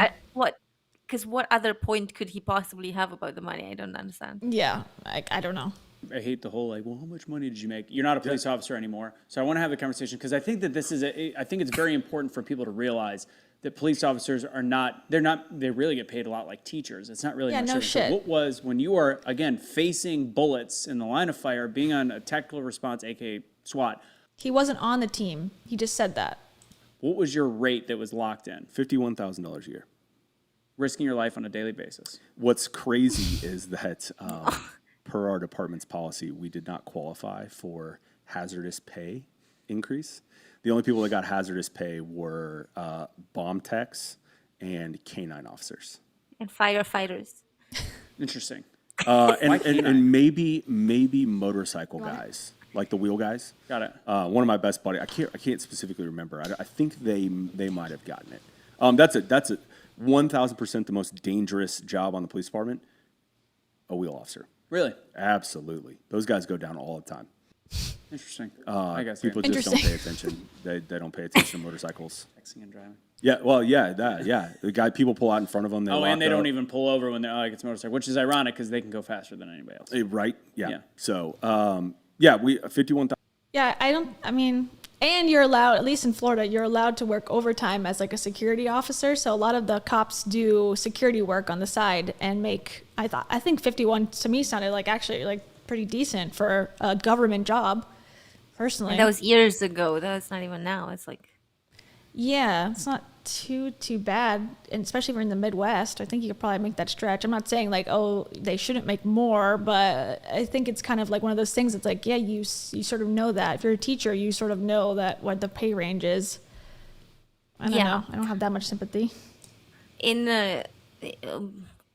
I don't know if it's just Romania. I think it's multiple. I think it's in the UK as well. But there's other benefits as well in terms of like being a state employee, which is, if you're a policeman, you'd be an employee of the state. You have like insane pensions and stuff like that. And, there's like a lot of things I don't even know really, like to the extent to which they go. But it's like, it's not just the money that it's like, or not just the money that you get in your hand. Like there's a whole thing that comes with it. Yeah, no, definitely. And it's plus the bribes and the bribes, the feeling of power, a lot of benefits. Yeah. Okay. $1,000, man. Give or take a touch, but yeah, that was the rate. Yeah. Give or take a which touch. is not a lot. Which I make a bet Kansas City teacher at that time was probably about Give the or same. take another They 50. only work 9 months here. No, what are you talking about, man? Teacher, no. Most teachers, like, I think make like 30,000. He's like, oh, that's like the same. They have like time off. Like, okay, give or take a touch, but yeah, that was Hold on, I went back. Yeah, that's crazy. Which is not a lot. Which I make a bet Kansas City teacher at that time was probably about the same, and they only work 9 months here. And that's not saying anything negative about teachers in any way, shape, or form. Everybody's got their purpose. But I think people that are automatically, and it's an important precedent to set, those that are automatically judging police officers like that's their job, it is. But a teacher isn't really risking their life unless you think COVID's going to kill you, which we could have a whole nother discussion on why that's ridiculous. I fucking hate this guy. And how many cops were killed in school shootings last year? 0. How many teachers were? Like a dozen. So that is a little bit more dangerous, perhaps. I also don't think like it's like what is this comparison between because there's like this idea that teachers you're getting paid kind of like teachers, and then suddenly now we're comparing teachers as people and as their job. Like why are you comparing a job that has nothing to do? Like, why don't you compare them to the firemen again? Like, go be a teacher then. Go be a teacher. No one's stopping you, man. Also, no police officers have like 24-hour shifts. I don't think. Like everyone has shifts. It's like 12. Like it could be 10, 12 hours, or it could be 8 hours. It depends on what their precinct does. Yeah, and also teachers I don't get the comparison. Like, what's this? Like, suddenly they're trying to trash teachers now. Like, shut up, dudes. Just they only work on. 9 months out of the year. Fuck them. And this is true too. It's not even. They work on holidays too, because like they have to prep for the next year, for the next generation. So they start actual work like way before students start. So they don't have the same.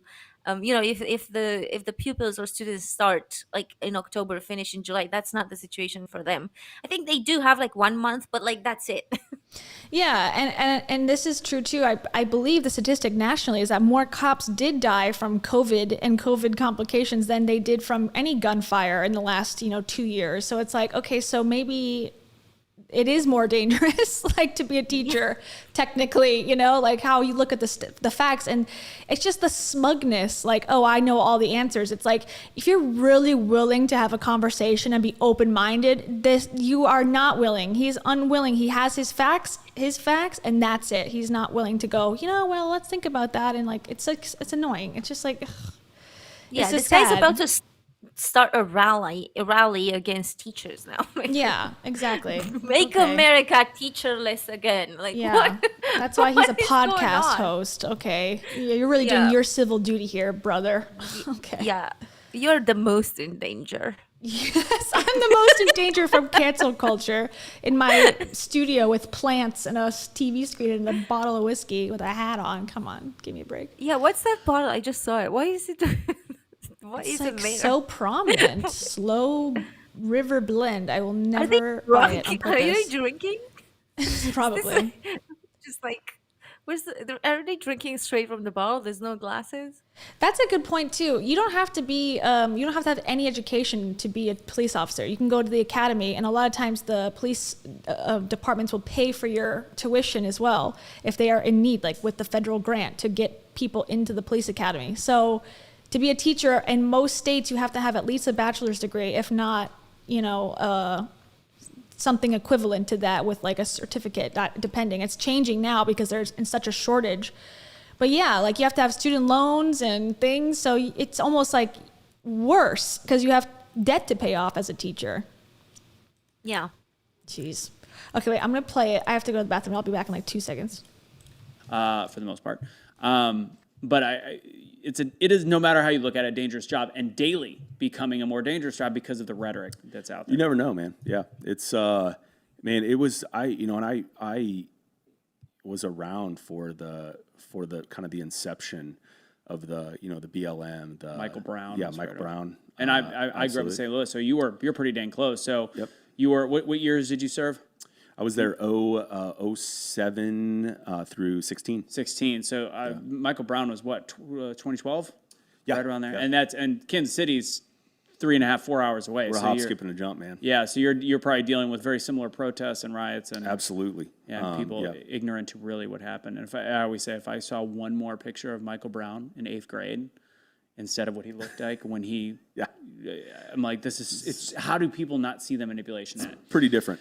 Let's ignore the fact that he beat up a store owner right beforehand. Yeah, so I left in 2016, man. I had left. I had a friend reach out to me, say, "Hey, man," and I kind of, I don't want to call myself. So I was somewhat of a catalyst for that. I think there's like one guy on my squad of 7 that are left. Really, multiple guys have left the department. The culture's changed. The your day in, day out.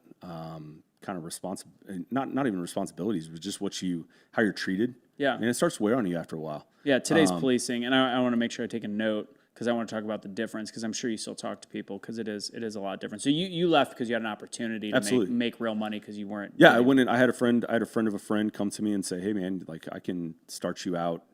I went into medical device sales, and he said, "I can start you out, double." What you're making, and that's not even selling anything. That's just your base salary. Yeah. And that We're still talking about salaries again. We're still talking about how trash it was to be a policeman. Like, dude, I don't know what you're doing here. Like, I know. I like, can't tell if they're pro-police or anti. Be a policeman. Yeah, he's just all about how much of a victim he is. Like in this situation, it's like, yeah, it's so hard to be a policeman, and that's why I kicked that guy to the ground. Like, is that the point? Because I don't. Is there any other point that he could be making by complaining how hard and how little pay he got? Like, I just don't understand it. It's a free market, baby. If you don't want to, do the job, then go do something else. Go be a teacher and have a very easy life, according to the podcast host. Yeah, exactly. Or just scam people on the internet like your wife. Like, there's so many options. But I don't know if they're pro-police or they're not, because they're making it seem like our vantage point, our stance is that the police force, the SWAT team is cool and, police don't get enough respect. But in the next breath, they're saying the Uvalde police fucked up, didn't do their job. The police force are too woke. They're changing names because they're sensitive and they don't pay people enough. So it's like, are you pro-cops or are you not? Like, it's confusing and maybe they're just in the middle, but I feel like they think that they're pro-cops, but they've said like 20 things about them and the whole force and the whole system that it's wrong and bad. Like, I'm expecting the hashtag defund the police to appear on the screen at any Exactly.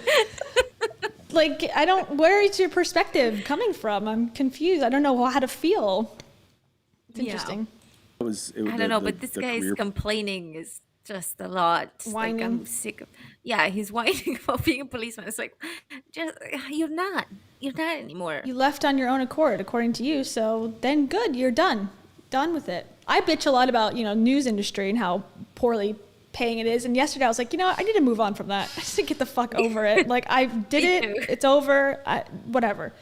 Like, let's all move on from our bad paying jobs. Yeah, I agree. And from other things too. Yeah, exactly. It's time to move on. It's 2022, babes. Yep. It's our time. Time's up, okay? That correlated. You're, as a police officer, ultimately you are going into stressful situations and you are kind of, not to sound trite or cliche, but you're winning people to think your way. You're solving problems. If you can go into a doctor's office and sell them a product that you're representing, you can win them and convince them to think your way. So there's parity in it, and was able to transition that. So left in 2016 on my own accord. To this day, have zero documented discipline on the police department. Was I complained on? Absolutely.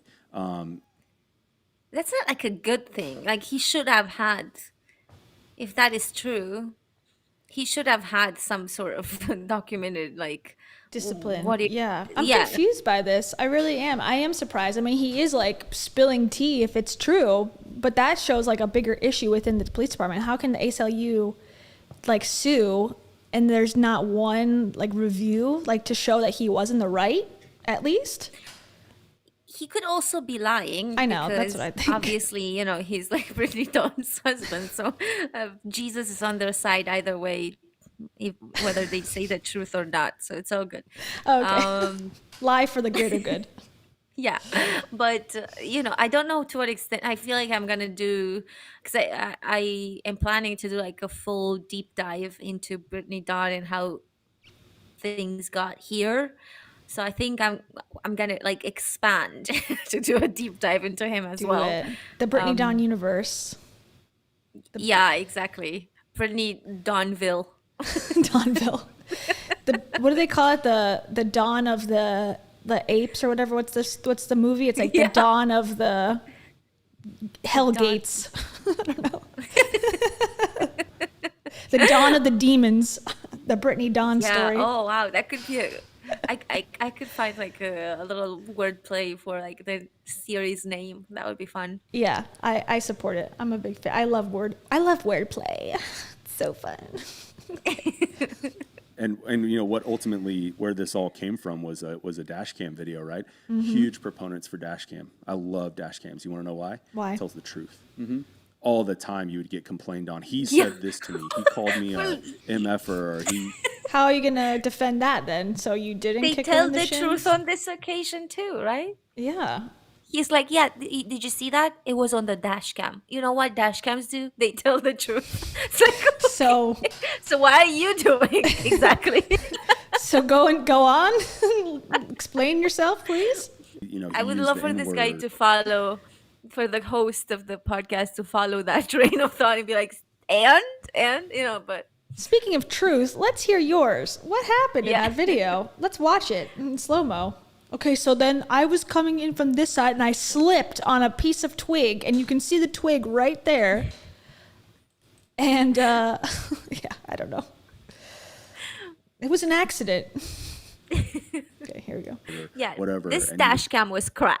Yeah, this dash cam specifically was not working correctly. It was edited by the woke left, but we other had a dash cams technical good. issue with the dash cam. I turned off my body cam and relied fully on the dash cam. Okay, whatever.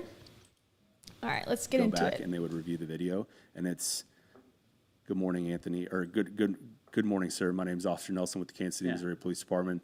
The reason I've pulled you over is for this, and it's 1,000% not what happened. So, man, dash cams.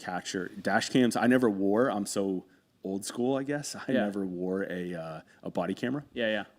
All I ever had was dash cams. But I fucking knew it. I knew that body cams was going to be too much information, but dash cams is just enough to like, oh, see, nothing happened.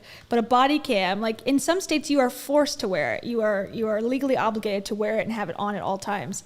So I'm surprised that he had a choice to not wear his body cam. And why would he pick not to if he believes in telling the truth? Bullshit.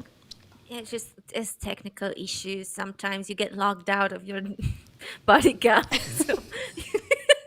I got logged out of my body cam PayPal account. Sorry. Yeah, sorry about that one, but guys, thanks to your millions. That's funny. Okay. Tara's back. Absolutely, 1,000% helped you more than harmed you. And would you be a proponent now of body cam since most people wear it, or? Yeah. I mean, and the more footage, the better. Absolutely. I think that except in this case, if you're doing the right thing on a daily basis, that information and what is captured there will speak for itself. So we're going to talk about your specific case right after this quick ad break. We got Monate. Monate is a fantastic product that, again, I say each episode. We had Tony Van Schoik. She was on one of our early shows. She is a No. What the fuck? That was I didn't even think of what could be the best ad during this dumbass show. That was it. That was the best moment. Monet knows how to pick them. They picked Kimberly. Oh my god. This guy. Wow. This was the best moment of 2022. Monet, this dumbass podcast. Worlds collide. Sponsored by Monet.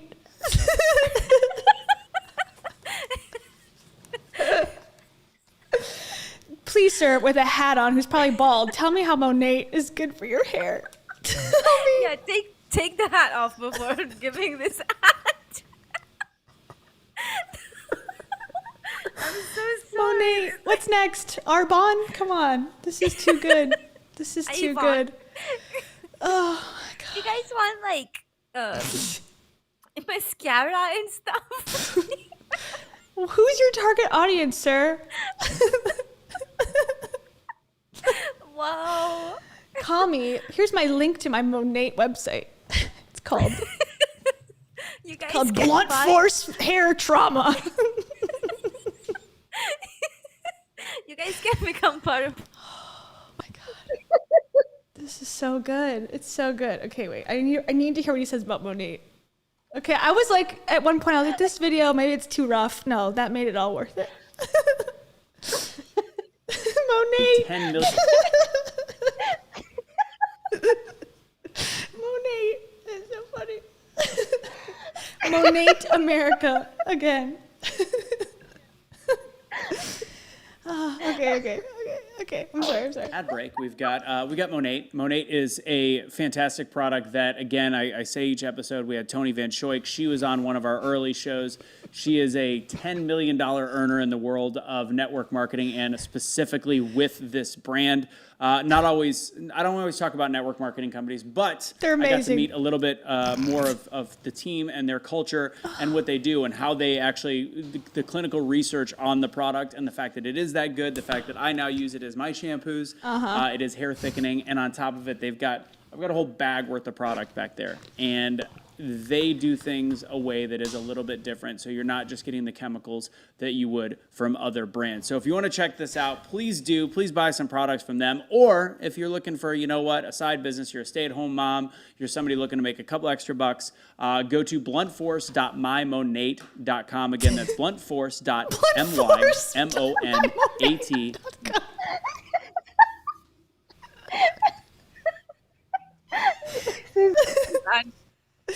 That's how I look. That's a cringe look right there. Yeah, let me see that hair again real quick, sir. Sorry. If you're a stay-at-home mom watching bluntforcetrauma.com/Monat. If you're a stupid-ass teacher making so much money sitting on your ass, not doing anything, unlike police officers, I got the job for you. It's called Monat. Oh God, this is unreal. I don't believe this. This is breaking. Like, this is just, I don't. Ad break. I can't. I have no words. This is crazy. Okay, that made A me. man that with made my no day hair. Or brain. Or brain promoting Monat, an MLM about hair, on a Blunt Force discussion with Brittany Dawn's husband. Oh God! Speaking about police brutality, we got the product for you, Monat. You want hair brutality too? If you want to brutally rip out your roots, I got the shampoo that does that. It's called Monat. Wow. I did not see this. I didn't see it coming. Didn't see this coming. Okay, all right, sorry. Back to it. That was good. That was very good. .com, and you're going to get hooked up, see if you can buy some of this stuff, and make sure you check it out. And I think he says...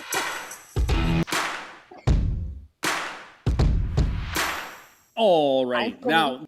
Anthony. This is where we get into.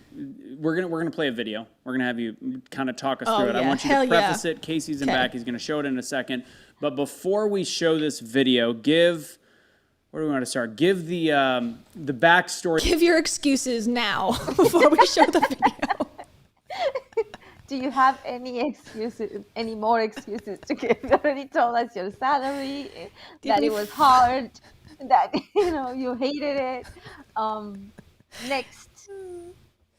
Your final words before we execute you. Okay, here we go. Story of the fallout. Kind of sum up the fallout, and we'll go. We'll work backwards on it. Yeah, so I leave the police department in 2016, like we discussed earlier, on my own accord. Took another job, actually moved out of Kansas City, and I go about my business. I end up, by only the blessing of the good Lord above, find my way to Texas, working in the medical device sales industry. I'm actually in a case with one of my doctors, and I get a missed phone call from a Kansas City number. I'm like, that's interesting. Okay. Well, after I get out of the case, I check my voicemails, and I have a voicemail from a news reporter for the Kansas City Star requesting comment on the recently, as recent as that morning, federal lawsuit that came about in regard to excessive force and a civil rights violation for an arrest. And I'm like, obviously have no clue. This situation happened in 2013. When this comes about, this is 2018, actually conveniently 1 week prior to the statute of limitations. And we can share a little bit of how it was discovered and how this was brought about. But yeah, I was like, I of course, did not call him back. I called my connections back at the police department. I'm like, what is going on there? Like, we were just about to call you. Sure. So, and the situation was pretty simple. It was, there was a 911 call. The lady was 92, and she is now subsequently passed away. But she called 911 saying, send the police, somebody help me. Somebody is trying to kick in my front door, and this person is saying that they are God. She gave us an exact description of, so we said it's a black male. He's wearing a dark coat and blue jeans. Here's my address. And as we get into the details later, you'll see, I believe there's some news reports out there that say that this gentleman was randomly approached on a sidewalk. Yeah. He is, in fact, standing in front of her house in her front yard, or just, on the sidewalk directly in front of the address that this lady called and gave Conveniently, us. Of course. Definitely not a random stop. I think he misunderstood the word conveniently in that instance.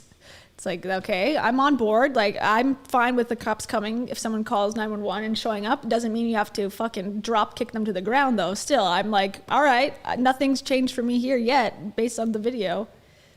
Like, okay. Right. Somewhere on a sidewalk. And there's context, there's pretense of why we're getting there. So, we're going to talk about, I think you and I have talked about it before, but we're going to talk about, he was high on PCP. Right. And where is the proof of that? How you do a lab test there at that moment, or what? Because you wouldn't know that unless you tested it. So how do you know at the time where you kicked him? Even if he was, yeah, it doesn't mean that you can just violently assault him. He was peaceful. I don't care. He could be behind. I don't care what he's doing. He's peaceful. Like, even if he was a murderer, Kitty.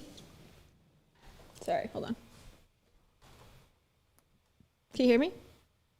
Yes. Taro. Oh, hold on. Sorry. It's my. Oh my gosh, Kitty.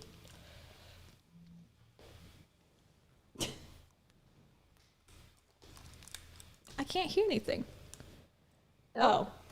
Okay, she hit the mute button. I'm so sorry. She lays on top of the audio board and then he pushes buttons and mutes me. Sorry.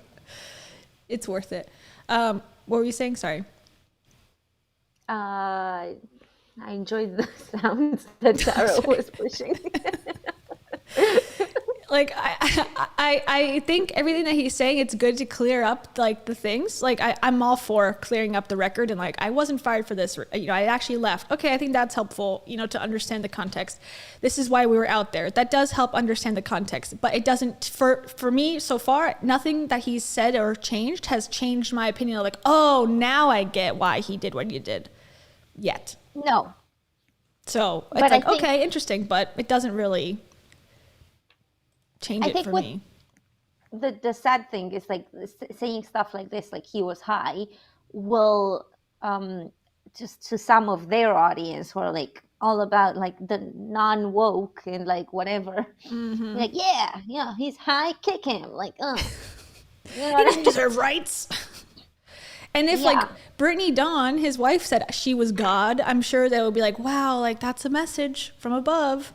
But this guy says he's God. Oh no, we must like, violently assault him to the ground to stop his, whatever. But Brittany can be like, God told me specifically that I am the leader and ruler of the world and I should be I'm in cancel culture. And he put this on my heart to do whatever. It's like the same exact, to me, like craziness, like that he's accusing this person of like, oh, he thinks he's God. It's like, so your wife talks to God. So how different is that really? Yeah, your wife met Jesus on the floor. So. Brittany's like over there like, no, my God's different than his God. So silly. Okay, let's go. How did you know that? Did you know that going in? So it was actually we had an idea. So it was dispatched as a party being high on PCP. Well, when you say you're God, typically that's a telltale sign. So when that's a precursor to unless you're a white woman influencer, then it's the truth.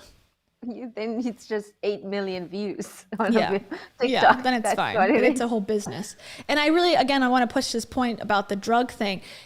Like, oh, we had an idea. No, that's unfair. That you can't say, oh, we think this person's on drugs and then, like use that as an excuse. It's like, until you're testing something, until you have proof. Like, remember, I don't know if you heard about this. This is like something that happened in Florida, but it was a guy on a bridge that like bit this other guy's face off.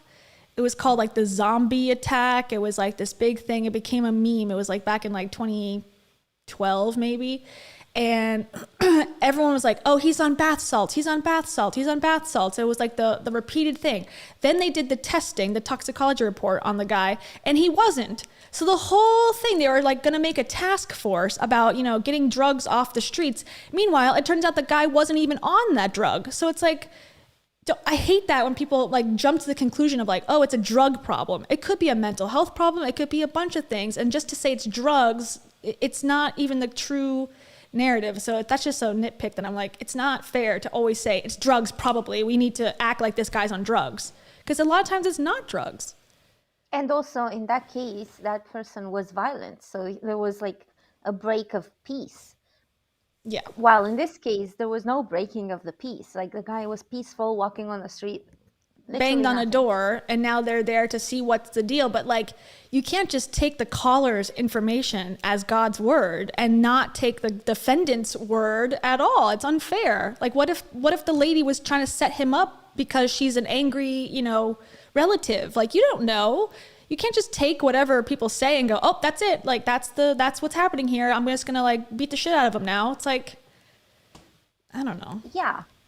And just like imagine just the chaos that would be if they approached everyone like that. If they just approached everyone in every situation with violence and just like that is it's such an obvious discrimination, and like also it's so counterproductive to like operations. Like that's not how you negotiate. If there was someone who was violent or whatever, like yes, by any means you've got to stop the violence. That's the point of like using force. Sure. You're not just using force to bring someone back from being drunk. Like there's no need. It's the force is not going to work on someone who's like high or whatever to bring them back to being sober. Like that's no. So you're just using the force to stop it from who knows, escalating. And if somebody is like violent or whatever, escalating into being violent to more people or like making the situation worse.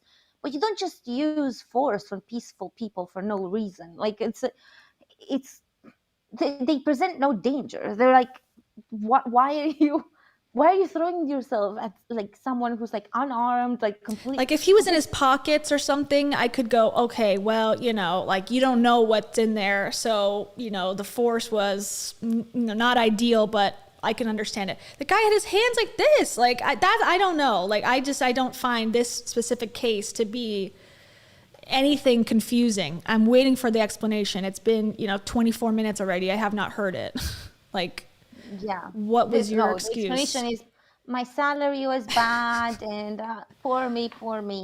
So, it's not my fault. Yeah, that's what I've heard so far too. So unimpressed. Hallucinations and out-of-body experiences that come with PCP. And to level set, and I am not a scientist. This is all based off of things. Do you know what learned. a woman is? I do. Okay. All right, just checking. I want to make sure. No, I mean, that puts you one step ahead of SCOTUS. Yeah, I saw the law. He's trying so hard to be like edgy, and it's like just like falling flat, Mr. Monate. Dealer. Do you know what a woman is? Well, he's trying to make a thing like, oh, people think gender's fluid these days. That's so stupid. Yeah. You know, the whole Guys, agenda. like, I know you're here to like defend yourself, but I have get some my ideas. Yeah. So why I know. don't we just, put him in like a completely unrelated conversation? Just like, he's trying drop so a hard. little anti-woke thing. So hard. Professor get absolutely destroyed by Josh Hawley, who also I heard about that. I haven't from seen Kansas it. City. Yeah, he had. Yeah. I haven't seen. I think the last group that was here was talking about. Did you hear about the Josh Hawley takedown?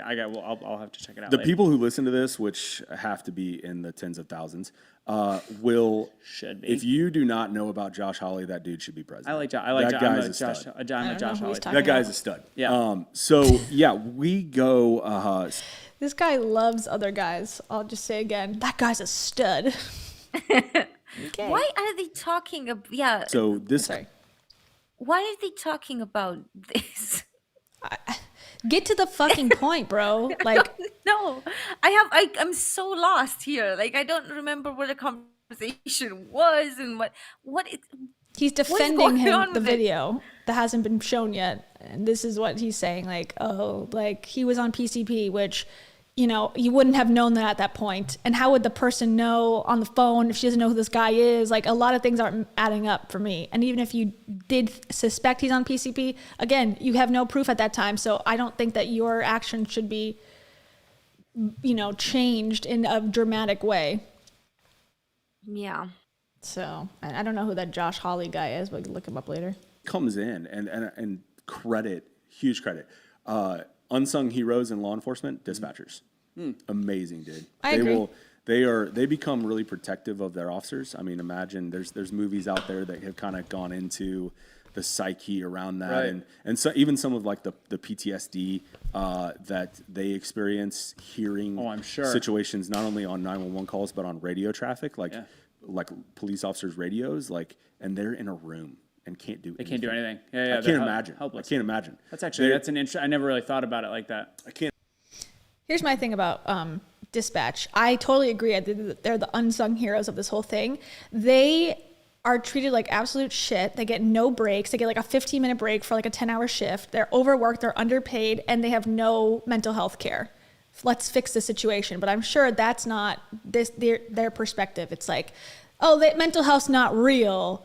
Like, so fuck that. And they should probably make less than a cop who's getting shot at. It's like, I can agree with some parts of what they're saying. Like, yeah, they're unsung heroes, but like, where's the action? Like, let's change the system so they can be better paid. But that never pops up. It's just like, let's be angry about gender. It's annoying. Yeah. Anyways. Can't imagine. Sorry, And, I just don't know a lot dude, about. No, it's okay. I just don't know what the dispatch thing is. Like, I'm kind It's of like- in the dark about it. It's like when you call 911 and you're like, hi, I'm dying, I've been shot. And the person that's on the phone is like, okay, where are you? What's your address? Like, what's going on? What's your name? And they while they're talking to you, they're putting in the computer, like, to a cop, like, go to this address. It's a, fire, it's a thing, whatever. And they sit in a, room and they dispatch the officers, and like they hear all of it, like people crying, screaming, people who are incoherent. And like I went to this thing where it's like you go and meet, it's like a civilian police academy thing. I think I talked about it before. And one of the people who came in to speak was a dispatch, and she was like, people kill themselves that are in like dispatch positions because it's such a stressful job. and they're making like, you know, $30,000 or something. And it's like, she's like, we need therapy. And I felt so badly for her. I was like, oh my God, like, yeah. Can you imagine being traumatized every day for 10 hours a day? Like people calling about the worst shit in the world, like kids drowning and people getting shot at and stabbed. It's like, but there's no help for them. It sucks. I don't know what to do about it either, but I think, you know, that is a good point that they get like forgotten about in this conversation. Yeah, he did mention PTSD, but I don't know where they're going with this. Yeah. Sorry. I know. I was like, hi, 911. It's me. My hair's falling out. I use Monat. Just curious. Am I dying? Yes, world. What up? Anyways. They're awesome. So the dispatcher actually identifies based off of the actions that the man, you know, he's trying to kick in this lady's door. So it's not just a first degree residential burglary in progress. It's based off of his comments saying, "Let me in, I'm God." Yeah. And based off of what we had experienced in the you know weeks to days previous to that, PCP usually travels in batches. They'll bring it to a city, or it's quote unquote brewed. It's concocted in large amounts, and that will be disseminated and sold throughout the city. So we had already been in kind of a streak of, and you'll see them. Typically, I'll never forget, it's the dead of winter. It's Kansas City. It's cold. It's like 10 degrees. My partner and I are driving down the road, and underneath a highway overpass, at the very last minute, I slam on my brakes because there is just a naked man standing. I mean, you've seen the old like football films of like Did you beat him up guys too? with their helmets off and it's just steaming. Yeah. Right? Because it's so cold and their body temperature is so high. Right? That's an entire body just butt naked in the middle of the road, in the middle of the night, and you're like, what in the world? So and there's a little bit to probably matches up with your guys' first date too, which is super weird. Yeah, weird. Side caveat, I can't give you too much of a hard time. I had a mustache on our first date. Why? Because I messed up shaving my beard or trimming my beard. Well, you didn't go full. You didn't decide, you know what? I'm going to go full Monty. I'm not going to lie. I'm a bold guy. I don't know if I would show up on a first date with a mustache. Yeah, it's a story for another day. But I showed up on and hey, it worked out. I'm married. I'm married to the what mustache. is Also. So PCP. Anyways, I have a mustache. I don't know. I had a mustache on a first date. Like, when did we finish the other stories? Yeah, I thought we were here to defend ourselves, not to discuss our mustaches. What is this? Is this just telling him his like dating profile? Like, what is this? My Bumble.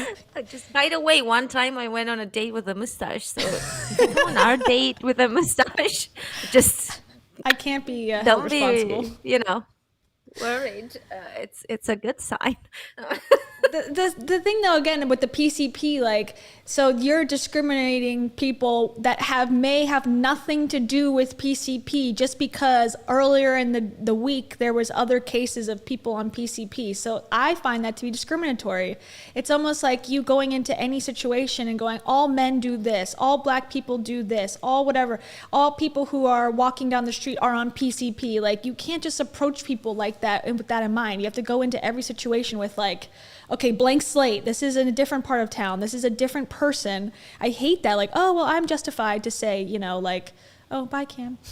I'm justified to say, like, oh, well, there was PCP in the area, so, like, I just assumed everyone I came in contact with was on PCP. It's like, you got to wait till that's tested, you know? I don't know. So I'm not top convinced thing too, yet. but just maybe not as much as firefighters. Okay, so can we show the clip? Yeah. Casey, yeah, we can start off. Let's go ahead and have Joe and Casey bring up this clip. So I'm gonna, since there's a podcast and people are seeing, so on December 6, 2013, people can read. So go ahead and explain. You want to stop right there for a second? So pause it for me, Case. So we, you know, like I said, this is literally in the front yard. That's her vehicle. He is still on technically the scene. And what do we know so far when we show up? Well, we know that he's supposed to be wearing a dark jacket and blue jeans. Matches description. We know that he's supposed to be an African-American male. And it's literally at the address. So I'm like, hey, we've got our guy here. What do we know prior to this? Is this really 5:56 p.m.? So it's winter. So it's winter. So dark it's gotten early. it's gotten dark early. Yeah, absolutely. So we know, and this goes back into this is dispatched as a party high on PCP. So per our department policy. How? I thought it was kicking in the door. How did the person know high on PCP? This is an addition that he did not say in the beginning. So, all right, okay. There are supposed to be 4 officers and a sergeant sent, and that may have changed. On December 6th, 2013, it was 4 officers and a sergeant. So our sergeant, the sergeant that answered up for the radio call, it takes him a little bit to get there, and that's you'll see there's some conversation at the end. But so we have enough to go in and answer this call and go on scene. The legs that you see there, where the headlights of the police car are coming through, that's me, and I'm approaching. Okay, so he's here, I guess is what he's saying. So we just got to the beginning of the video, so he's trying to change the narrative, which, okay, fine, I will give them that. Like, if there is more information, I'm willing to accept that and go, okay, so this is what their mindset was, as opposed to just a random suspicious person. They had a call that the woman thinks that this guy's on PCP and trying to break in. Okay, fine, I'll give in to that. Like, that does, make it make more sense, but it's not justified still, in my opinion, at this point. No. So now he's explaining. I don't think it is. Yeah, the rest of it. I've already made verbal. There is no verbal, or there's no audio to this. I've already said, turn around, face away from me, and get on your knees. Got it. Are you the closest police officer, or are you the one further behind? No, I'm the closest one where you see the light really shining through the legs. That's me as I approach. I've already addressed him. I've said, hey, get on the ground, turn away from me, get on the ground, and show me your hands. So he shows me his hands, but he turns, he spins to me, and I've actually already, I have my weapon out, because when we first pull up, which it cuts, the video starts, it's edited to where you don't see, of course it is. It's edited. Edited how? It's edited. Why didn't the police release the unedited version if you were so We watched the unedited versions online, so why are they pulling out this version of it is their own fucking fault, because we watched the full version where the car is coming up to the situation. Well, he wants to use the excuse that this is edited. Yeah.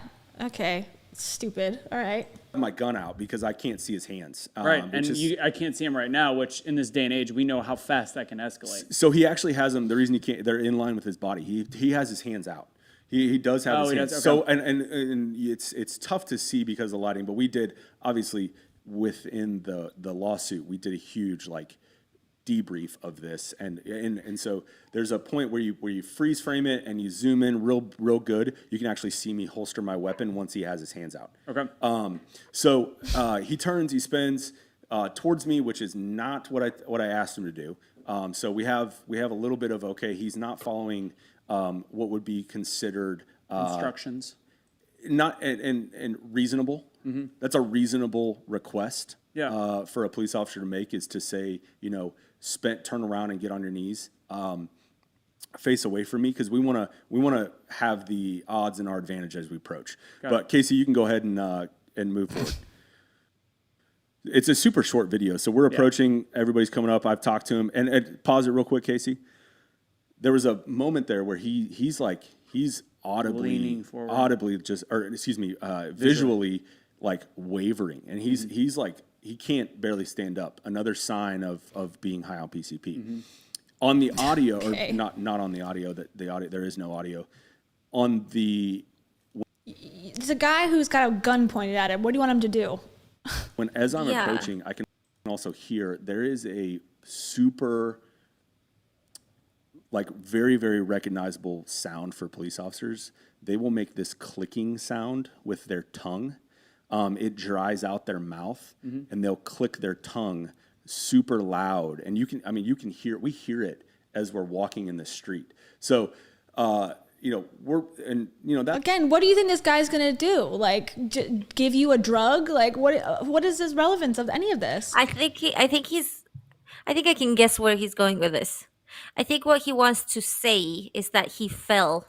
He didn't kick, or like maybe he did kick him, but he fell because he was high. Okay. I think this is, and that's so insidious because you can see him kick him.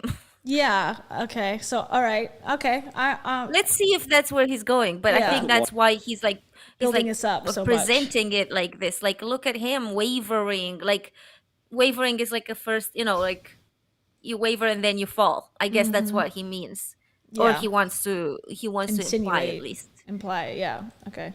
Law enforcement is you have building blocks as you go through this, and you're like, okay, is it reasonable at this moment to think that he's high on PCP? And also, I'm allowed to bring in a huge portion of my experience and my training to this. Yeah. Well, by this time, 4 or 5, getting close to 5 years on, I've experienced hundreds of fights with people high on PCP. And a lot of people think that PCP makes you super strong. It doesn't. PCP detaches some nerve receptors in the brain, mu receptors. Like I said, I'm not a scientist. Right. This is kind of low level stuff here. Detaches mu receptors in the brain that the brain tells the body, I'm getting tired. Okay. So they'll fight, they'll run till the day is long, brother. They will go forever, and they're super dangerous because a lot of times they don't feel pain as well. So. So he didn't feel pain, so I could just beat the shit out of him. Okay. So wait, he's making a very contradictory point. He's saying like they're very tired on PCP, but they will run. What? And he wasn't running, and the angle's bad because it's a dash cam, not a body cam. But okay, the time was 2013. It looks like he's got his arms out, not in his pockets, digging for a weapon or whatever. So again, I don't know the relevance of this. He's checking. You know when you lie or like you're telling a point that has nothing to do with anything, you just like waste people's time by like giving all the details. Like, yeah, the street was like a little bit gray, and then the leaves had already fallen already, so it was a little crisp in the air. It's like, who gives a shit? Get to the point. Like, we don't need to know all the details and like, oh, my expertise in PCP. It's like none of this is important at all.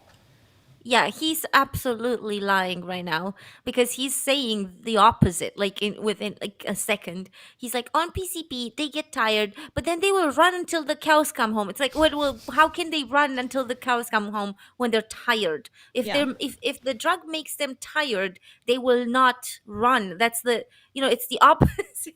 It's the opposite effect. You don't run when you're tired. You run when you have energy. And is that a crime to be running if like you take PCP? Well, and just run? I guess he's maybe trying to say that they were afraid he was gonna run away from them, but how if he's so tired on PCP and he's like wavering? And can't they just put handcuffs on him, which is what they were doing in the first place? I don't understand the point of kicking him to the ground. I think we're close to getting him to say it, but I think that. I'm going to guess that's where he's going with this. Like, oh, it wasn't our fault. He fell on his face because of the drug, because it makes you tired. But if he was running until the cows came home, then he wouldn't have fallen on his face then? Like, I think this is, I'm guessing. Did to himself. Okay.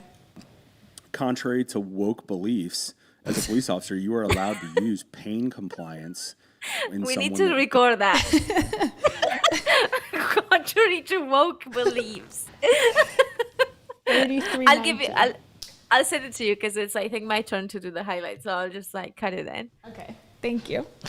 That's a good one. Does not comply with your lawful orders or reasonable requests, and so they can't feel it. And 90+% of my experiences up until this point has been a fight to the death, where there's a reason we send 4 officers and a sergeant, because it's not enough for 2 to go and handle these calls. Right. These guys are. Think about now when you're not allowed to put a knee anywhere on the person. You're not allowed to do. And I don't know. You did not. You did not.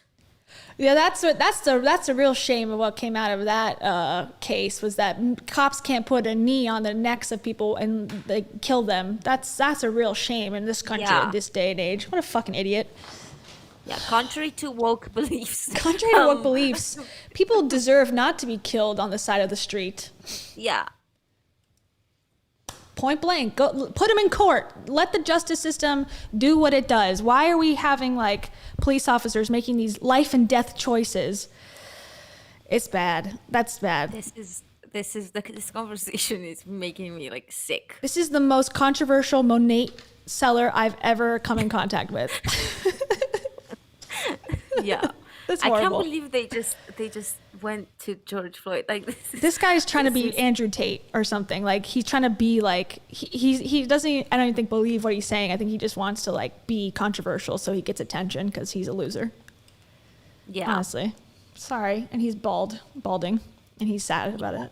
You're a bold, ugly loser. Yeah. Blunt force discussion.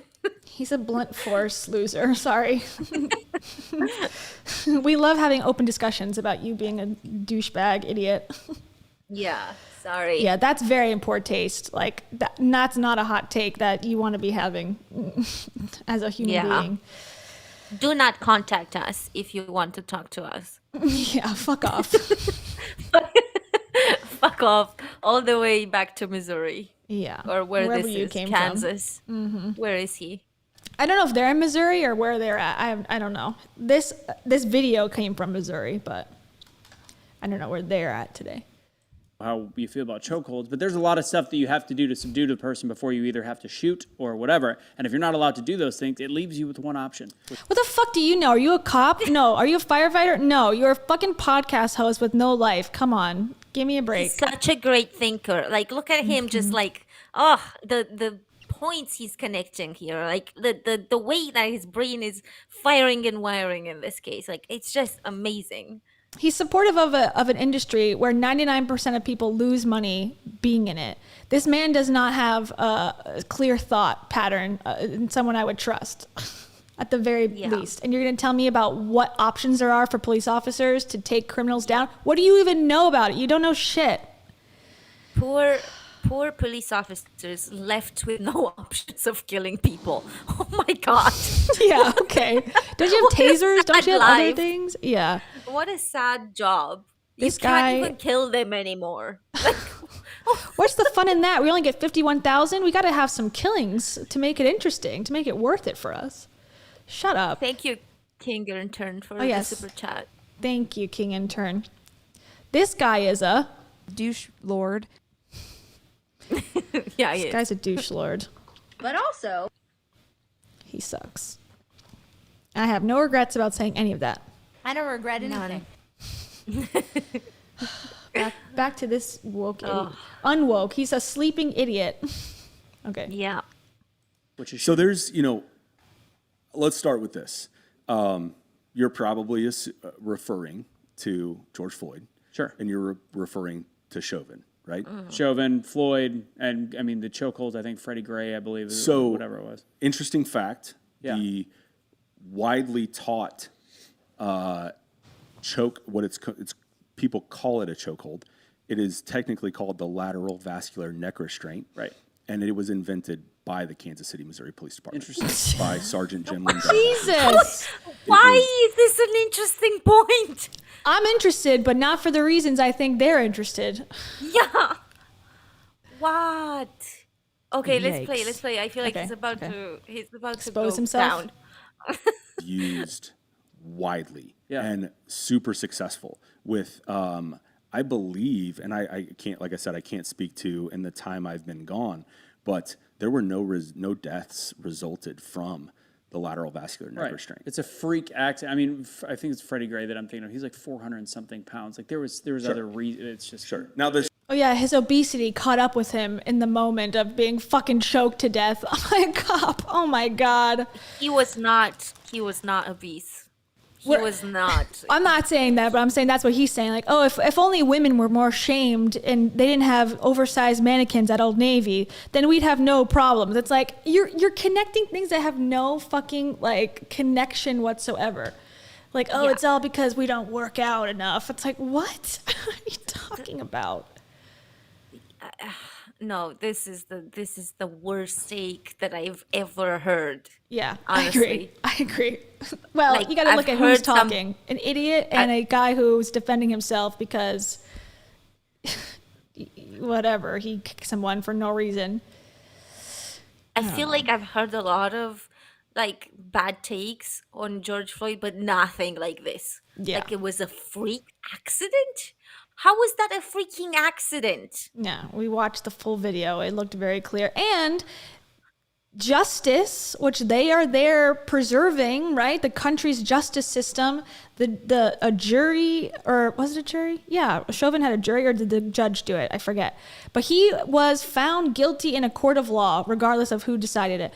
And that is what the law enforcement officers are there to ensure happens. So despite all of these, like, my beliefs and whatever, like, justice was served. It was found to be, he was liable and murdered him. It wasn't a freak accident. So you're disagreeing with the whole premise of America. And I'm sure they're like, we're patriots, you know, whatever. Oh, of course. You're disagreeing with the whole premise of what America's built on. So who's the real patriot here, you dumb idiot? Sorry, I know. I'm Yeah, being, like, well, now obviously they're not on the side of the police because this guy like willingly quit. So now they're trashing the police. Now they're like everything. They're like simultaneously trashing the police and being super sympathetic to like very bad police brutality. Like I don't understand exactly. Their stance is so confusing and so bad. contradictory. Yeah, agreed. Okay, let's continue. Chauvin thing, brother? Yeah. Not cool. No, I agree. Yeah. No, he definitely, that Yeah. was wrong because it was too long. It wasn't listening. It wasn't paying attention at the same time. I mean, toxicology results also. And there's prove bad issues. There's also What? There are such thing as bad cops, and you know what?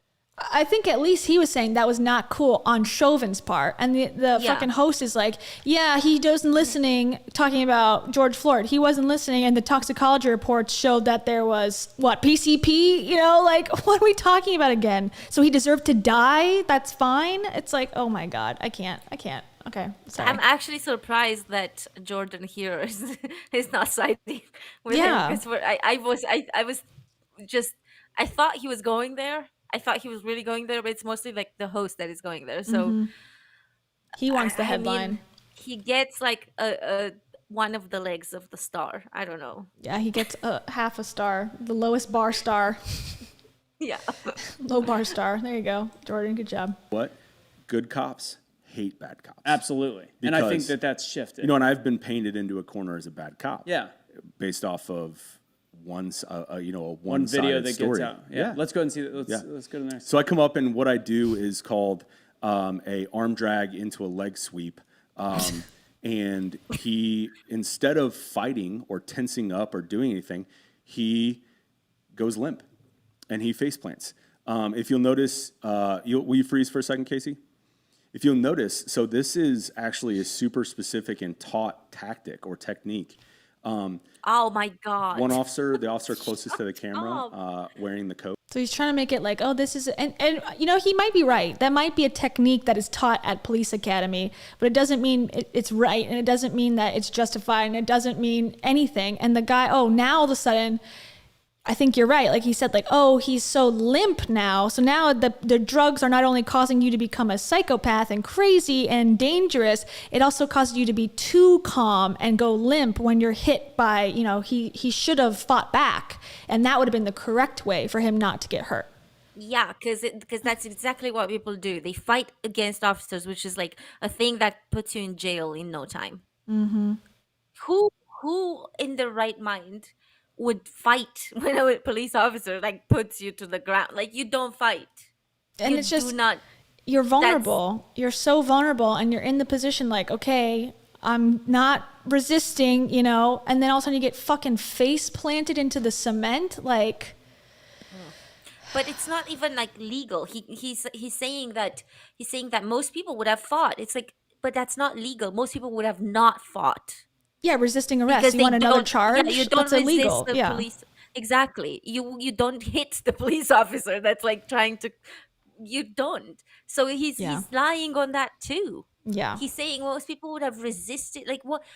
Most How people would they wouldn't. resist? Like, there's 5 police officers surrounding you. Yeah, you're asking him what is to. Yeah, exactly. I don't know what the better solution would have been. No, Sad. nobody would resist that. Like, unless it's someone who's like, being aggressive or something. But that's a different. Like, most people. So I don't even know if this guy was like, "Hi." This seems like a person who is like, "I'm surrounded by 5 officers." Yeah. He could be Like, having a I'm mental not health gonna fight crisis, here. and now he's got his face busted open. Like, I don't find this to be a success story in any way. Yeah, and also just look at them ganging up on like, this person's done nothing. Yeah, I know. It's like, does Like, it look really at the take 5 technique. trained professionals with guns to, Yeah. like, tackle a man who hasn't moved at all? It just seems overkill, literally. Their technique is to go there and like, I don't know what they're doing, punching him. What are they doing there? I don't know. Holding him down by one leg each? Like, what are they I doing? know. Do they need that? I don't know. On the upper portion of his body, pins his arm. The officer to the right, towards his legs, pins his leg. I go into a high-risk handcuffing technique. He is in handcuffs in 11 seconds. This is not a Rodney King. There's no punches thrown. There's no. No one said it was. The issue is you slammed his face into the ground. He's now, like, probably unconscious. No excessive force here. He's pinned per department policy and technique. I think the biggest issue was the kick and the push to the ground that Tara's here, but she's sleeping. That's She'll come up in a taught. second.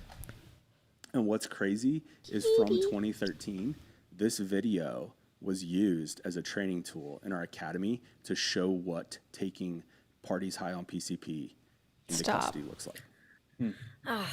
Yeah. Should we keep going? This There's is the a actual desperate takedown. attempt, really. 5 officers. Yeah. Then I love it. 5 officers then rush. Build Per department policy. Yeah. So and I think this is much safer than one wrestling and getting to the point where you have to shoot the person. So what we had was This guy's an idiot. I'm sorry. This guy's not helping his case. He's like, you should have shot him. You have 2 options in life. Tackle him with blunt force for 5 people or shoot him. That's the only options in life. Oh, God. The Monet's getting to his brain, I'm telling you. Seeping in. 5. We had. I feel like we should do more reactions to this guy because, like, I feel like there's like a gold mine on his channel. I'm down. I think it's gonna be great. This guy's stupid, Anthony. We had two-man crews, and myself. I was riding by myself. So we had 5 officers show up. We were all in the area, of course, and we know based off of our previous experience and our training that these situations can become very, very violent. He's not moved. So once. we're bringing some people to the game.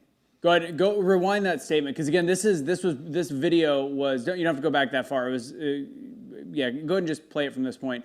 But this is so manipulative. It was done by ACLU. Put this video out. There's like 54,000 views. You don't even want to look at the comments. They might have even been shut off. But it's so inflammatory. One officer kept his knee in Bill's back, essentially for the 12 seconds to handcuff him, and then they're going to talk about how afterwards. He was showing Officer Nelson even reenacted the takedown. He was as I mentioned, you want to pause it there, Casey. As I mentioned, per policy, 4 officers and a sergeant, right? Per policy. What we have here is even though I used the lowest level of force allowed. The lowest level is just verbal. Verbal instruction. I used one level above that, which is open hand. Which is full on assault. Him to the ground. Yeah. So, okay, but here's another perspective on this too. Like, he's basically he's blaming it all to save himself, on the police policy.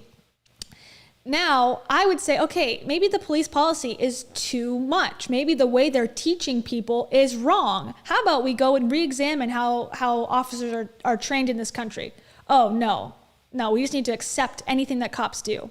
That's the solution, not to go and re-examine like, okay, let's look at all the training procedures, how we can make it less violent so that people are not afraid of the police all the time. No, that's not anything.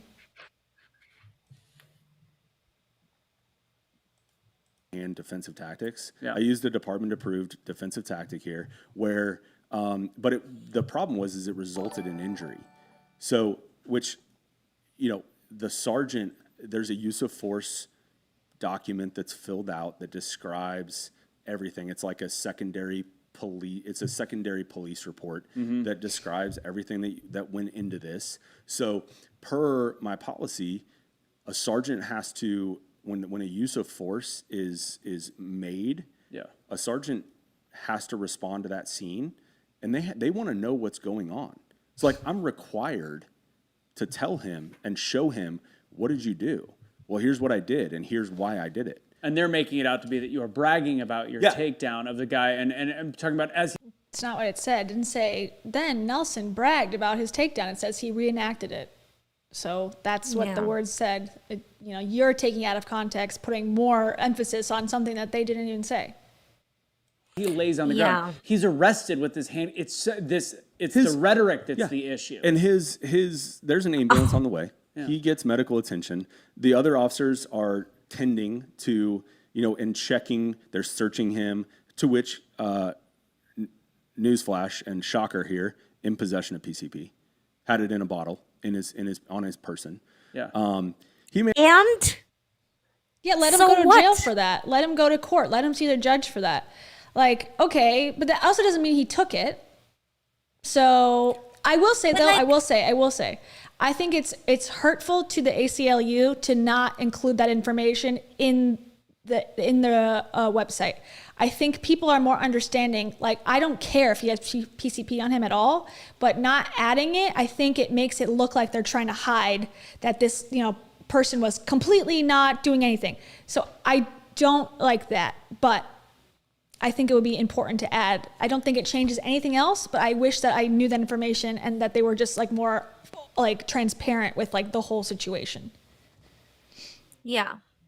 And I mean, fair enough. If they didn't put this on the thing, sure. Okay. That's not necessarily just so we get the whole picture. That's all. Justified. No, I don't think it changes anything, but I think that regardless of whether or not he possessed drugs, if it's illegal to possess drugs, or if it's illegal to be on drugs, then I think the requirement, I guess, for law enforcement is to put them in jail. Yeah, it's not get to them like to a kill judge. them. It's not to kick them to the ground and break their face. No. That none of that is like in the legal, like, especially if it's true and what he's saying, that this PCP drug makes you limp and you're just not even like, coherent. You're not even. Yeah, and you can't even like react properly. If that is true, then all the more reason to just like take it easy on the guy. Like he's not gonna do anything. He's on PCP. If that was like he's already, if that was true and he already had the knowledge and he was like, yeah, we've seen people on PCP before and they've done this and they were limp and whatever. Like then take it easy on him. Like what are you doing? Yeah, they didn't even try to put handcuffs on him before they pushed him to the ground and caused him violent harm. Like, and he got looked at by the ambulance. Okay, how much does that cost? I don't know if that cost gets pushed onto you and now you have a $5,000 like emergency room bill. Like, I can't even imagine. Like, so now this officer busts my face open. I have to go pay for it because there's no health care in America for free. Like, there's lots of things that have gone wrong in this situation. Yeah. I don't give a fuck if he's on drugs. I don't care. So, yeah. I don't know. Not to mention, like, the whole thing with drugs is such, like, it makes me angry. There's, like, people still in prison for possession of weed. Now you can buy it at the corner store or at the, dispensary. Yeah, I just think that we need to, as a society, if we're now, like, more forward about drugs and, like, it's an addiction and, like, that's what it is and we're in agreement on that, let's not hide it at all, because it makes it look like we're against, like we are ashamed of it. And it's like, just let's like be honest about it. I think people would still see through it. Like, this is still unacceptable behavior. Yeah. Personally. He made a lot of, he admitted to a lot of things. So he went to the emergency room. Go ahead and play the rest out because you're going to see his face real quick. Yeah. And He had a busted lip and I believe a chipped tooth. There we go. That's So expensive. We'll let this play out. It's only about 20 seconds. It's like, oh, it's not a big You deal. being just the That would asshole you fucking were traumatize bragging my about life. it, yeah. And why we sued, and we'll get into that in a second. This use of Oh, force should be the God. last option. I'm sorry. Yeah, he looks great. He looks great. It very rarely happens on the show. Year old lady, and all of a sudden we I was care skipped ahead. about a guy that just has a simple busted lip out of it. To me, this is, if you want to know why we have a growing amount of crime in this country, it's because we, for some odd reason, are taking the side of a guy with a bloody lip that was high on drugs, trying to accost or break into a 92-year-old woman's house, and because of maybe his skin color, the ACLU and people and social media people of the world think that police officers are bad. This is one of the biggest problems facing our society. I don't understand that's what where it the is. skin color comes in here. He's such a Is it such a my woke fault? guy. Is it Look our at him being woke. Look He's at so him being woke. like in defense of society here. Like All he had was a busted face. What did this guy have? A $51,000 job? yeah. That's Let enough me for him to see- complain. Let me see him in a situation like that. He would go so far with his like accusations, like people, or I don't know if him, but people like him, like they Yeah. always just they're totally okay with that happening to other people, and especially to people that they dislike or that they want to marginalize. And when it happens to one of them, they're like suddenly like, whoa, what's this? Like, it's just, If someone beat up a cop that was on the force, like someone who is under investigation, and they beat the shit out of a cop and he had a busted lip, they would be like, oh my God, look at the brutality. Look at this. This is not acceptable. This is a civil servant of our country. And I could agree with that. But when it becomes like another human being on the other side of the badge, it's like, oh, who gives a shit? He's a drug addict. It's like, do we not respect all human life in this country? This guy would say, no, we don't respect it equally. A cop is more important than a drug addict. Okay, and whether he's a drug addict or not, I don't know. It's really inconsequential too. Like, okay, he's on drugs, he had drugs, whatever. I don't care. It's just like, so he's a human being at the end of the day. You would not have any sympathy for a human being who did not look like he was resisting arrest, getting busted to the floor and chipping his tooth? What kind of person are you? yeah, exactly. And that's probably a lot of people, unfortunately. Like, just admit that you think you're supreme. Like, whether it's race or your job or the money in the bank, like if you think you have supremacy over other people, just come out with that. But then stop the bullshit of like, just be kind, just don't do bad things, don't commit crimes. It's like, whatever. We can go into so much about why someone gets on drugs in the first place or has access to it or needs it. Yeah. There's so much you could talk about. Anyways. Yeah. Police department's fault? Is it my fault as the responding officer that I'm white and he's black? No. My longest tenured partner on the police department, black guy. Is in my wedding. Like, Oh my God. we used to All be- my friends are black. I'm not racist because I met a black person once. And I'm not even bringing race into it. Like, really, I don't think if it was a white guy, if it was a woman, if it was anybody, that they should be treated like that. Period. There is no way that guy was busted on the ground like that because if he was white. There is no way that would have happened if that was a white woman. I've never seen it. I've never seen it. I don't know if I would go that far. I would say, it's more of a class thing. Like if someone is, looking like they're lower class, white or black in this country, then they don't give a shit about you. That's how I see it. I think more people end up having interactions with cops that are black, and that's what leads to it. But I don't think, if they think like this guy's poor, they'll fuck him up, I think. I feel like it's disproportionately against like people of color. Yeah. Well, I think, disproportionately people of color are in the lower class, and that's where it starts that's true, yeah. It starts to overlap a little bit. But, I saw this TikTok that was so telling. It was a black British guy who was like waiting at the stoplight or something. Waiting to cross the street at the red stop. And there was a policeman, and the policeman, like, I don't know, they met, and then they exchanged a few with the policeman. I asked him a couple of things, and he started talking. So the policeman heard his accent, and he said, "Oh, sorry, I thought you were black." Okay. He is black, but he's British. Yeah. And I was like, this is Yeah. so bad. Like, because obviously, like, it's what you're saying. They think of it as a category almost. They don't think of black people the same way almost. No. Yeah, and if there's a police force, black guy in the police force, it's a different kind of black. It's a different like level of black, as I think they say. Like, not a real black person or something. And it's like, wait, what? You know, like I think there's a lot of that. Like, oh no, you're poor black. That's who we're against. We're against drug thugs. You know, that's what we're talking about. It's like, okay, but it's very hard to tell when you have no information and you're going to, a call about a person busting into a house. Like, you're making a lot of assumptions, a lot of biases, and then pursuing that however you think is best. It's just, I don't know.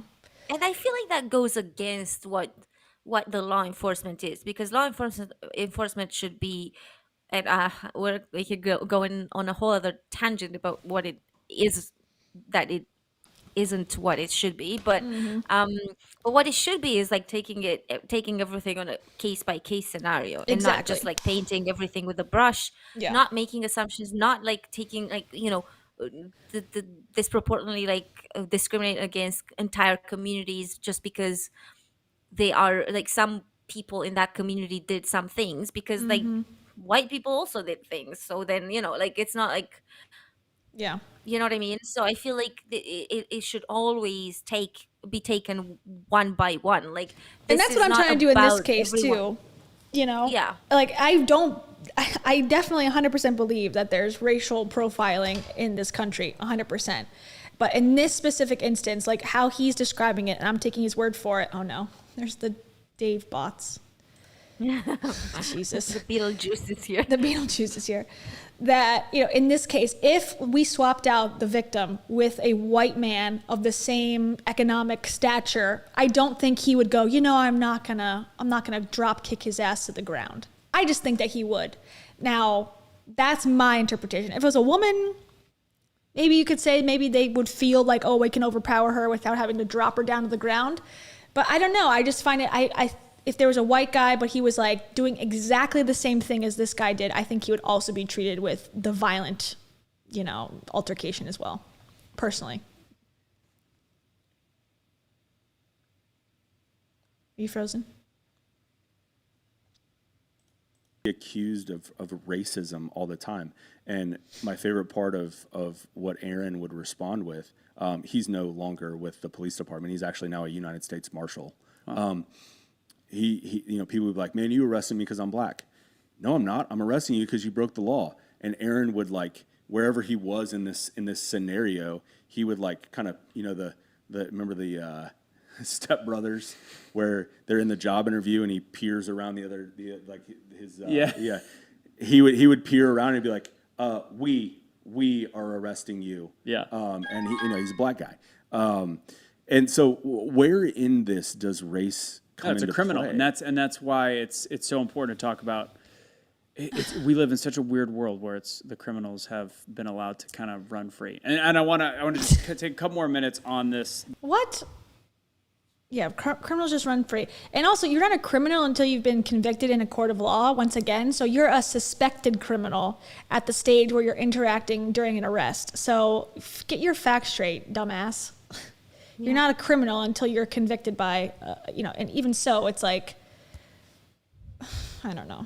It's like you're innocent until proven guilty, especially when it's, someone accusing you of like a sexual assault. Oh, then all of a sudden it's like innocent until proven guilty. And then as soon as it's someone on the street, oh, he's a criminal.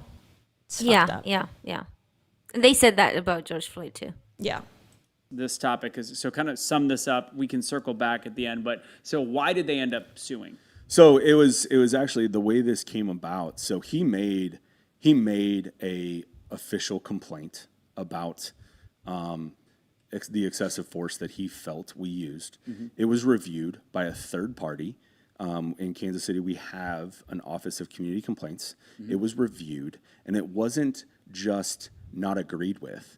it was actually so there's certain levels of their response, and it was the highest level of which is unsubstantiated, which means they proved that it was in fact not excessive force, citing that I used department approved technique, right?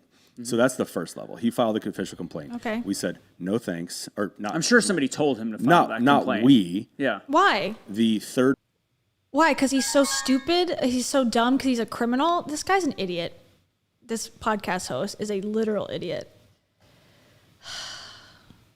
Party. Sorry, I missed it. I think my internet just... No, you're good.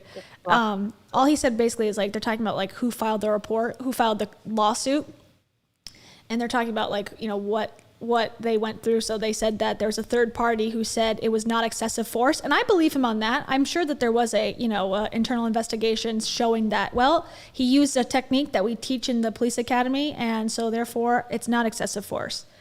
Okay, like that's their internal investigation. Like I can buy that that's true. But you can still sue, you know, and that's what he did, the victim. Like, even though, like, he didn't agree with the internal investigation. So now it's like, okay, let it go further than that. Because you don't have to accept that, like, oh, the internal investigation said it's not excessive force. That's just one piece of evidence that you can use in court if you do sue. Oh, God.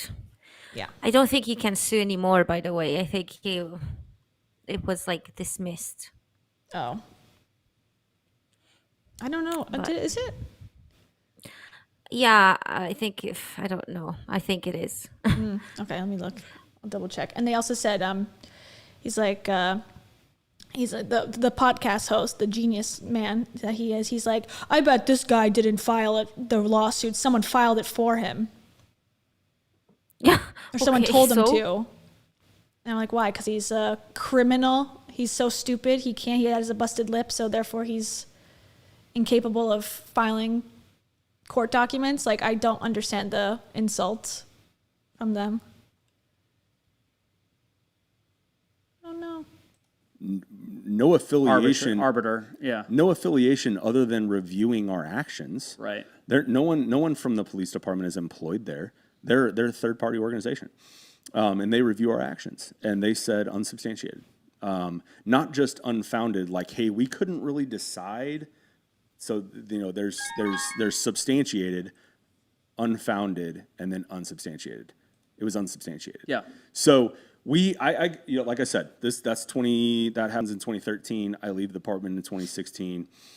I find myself in the wonderful, amazing place we call Texas. I received this phone call. He had attempted on a couple of occasions to file a lawsuit prior to this. And those attorneys would take him on as a client, you know, kind of, I don't know if the right word is pro bono, but where he wouldn't have to pay anything up front, and they would basically take a portion of his, of what they won, right? He tried it on 4 attempts. And this is all information that came from the Attorney General's office of Missouri, the Western District of Missouri. He had made 4 attempts to try to sue the police department and myself. Every single time they got the police report, the toxicology report, the dash cam video, the supplemental report from the ER doctor where he wakes up in the ER and says, what happened? And he's Sir, like, you did a lot of drugs. That's what happened. No, he said he wakes up, says, what happened? The last thing I remember, I was smoking a stick. Okay. Admits to being high, doesn't know what he's doing, completely consistent with PCP and everything, right? And every single time of those 4 times he tried to sue, the attorneys dropped him. They got the facts and they're like, not worth my time, man. Yeah. Why?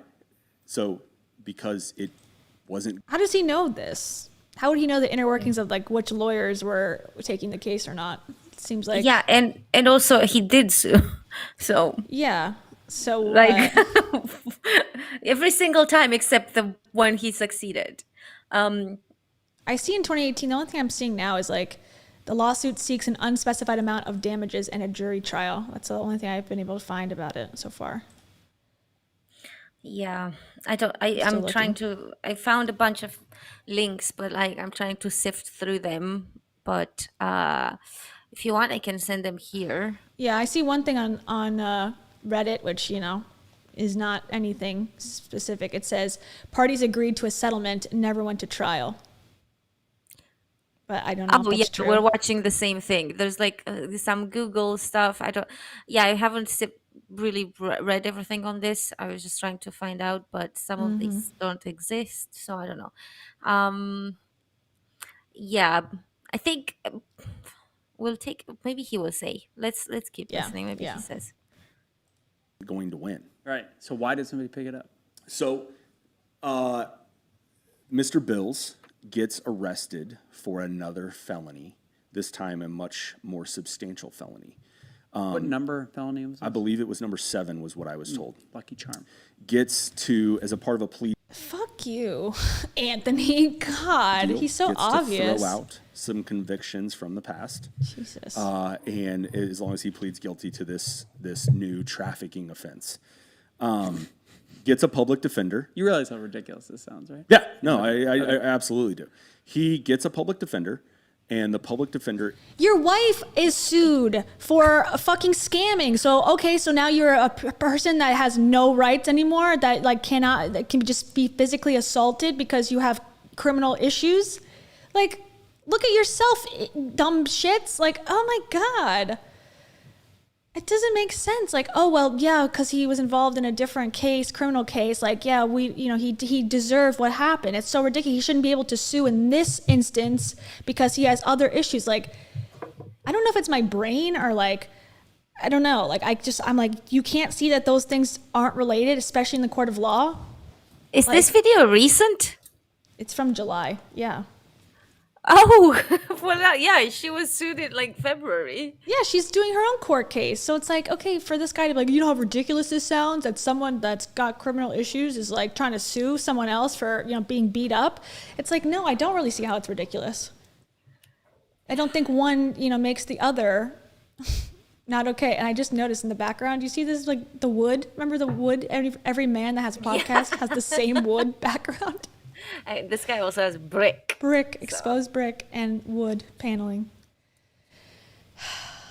God. Yeah, exactly. That's a good point, Taylor. Taylor's like, he probably doesn't remember what happened because his brain touched his skull and his head was slammed to the pavement by a man of God. Good point. Yeah, exactly. It was a concussion not the reason why he didn't remember what happened. It was definitely the drugs. Like, definitely. Definitely the drugs, for sure. Yeah, definitely. Annoying. Is reviewing, fresh out of law school, reviewing cases while she's at home with her also fresh out of law school boyfriend. And mind you, I cannot confirm this. Okay. It's funny how, they can speak about lawsuits. They can talk about, what lawyer dropped what, police, brutality, measures. But, a woman who just graduated law school, that's called a lawyer, I would imagine, if she's, past her bar. That somehow, well, no, she's like an idiot. Or we're trying to make it seem like she's stupid or not qualified.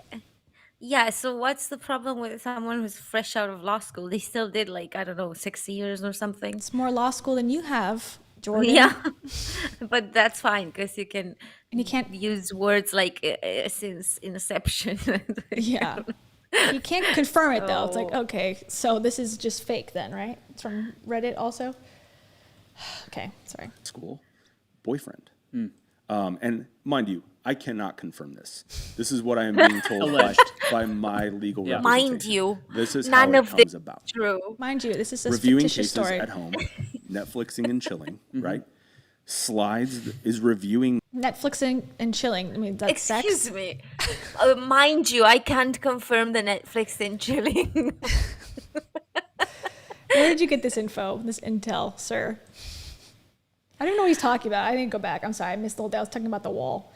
He's talking about something about someone reviewed the case and something, and he's trying to devalue the person who found something about the case, I guess, because, she has a boyfriend and just graduated from law school. They were Netflix and chilling. How dare her? For some reason. Yeah. How dare she think about his lawsuit while Netflix and chilling with her boyfriend, who is also a lawyer. Fresh out of high school, fresh out of law school. Yeah, okay. Much more substantial so I went back. felony. Okay. What number felony was I believe it was number 7 was what I was told. Lucky charm. Gets to, as a part I of the plea believe deal, it was gets number to 7, but throw it must have out been some 1. convictions from the Yeah. past. 0 actually. And as long as he pleads guilty to this new trafficking offense, gets a public defender. You realize how ridiculous Trafficking? this is. What, he had some I parking tickets? No, like trafficking is like usually, and I don't know what they mean exactly, but usually it means like trafficking drugs, like selling drugs or Oh, okay. taking drugs across the state line or whatever.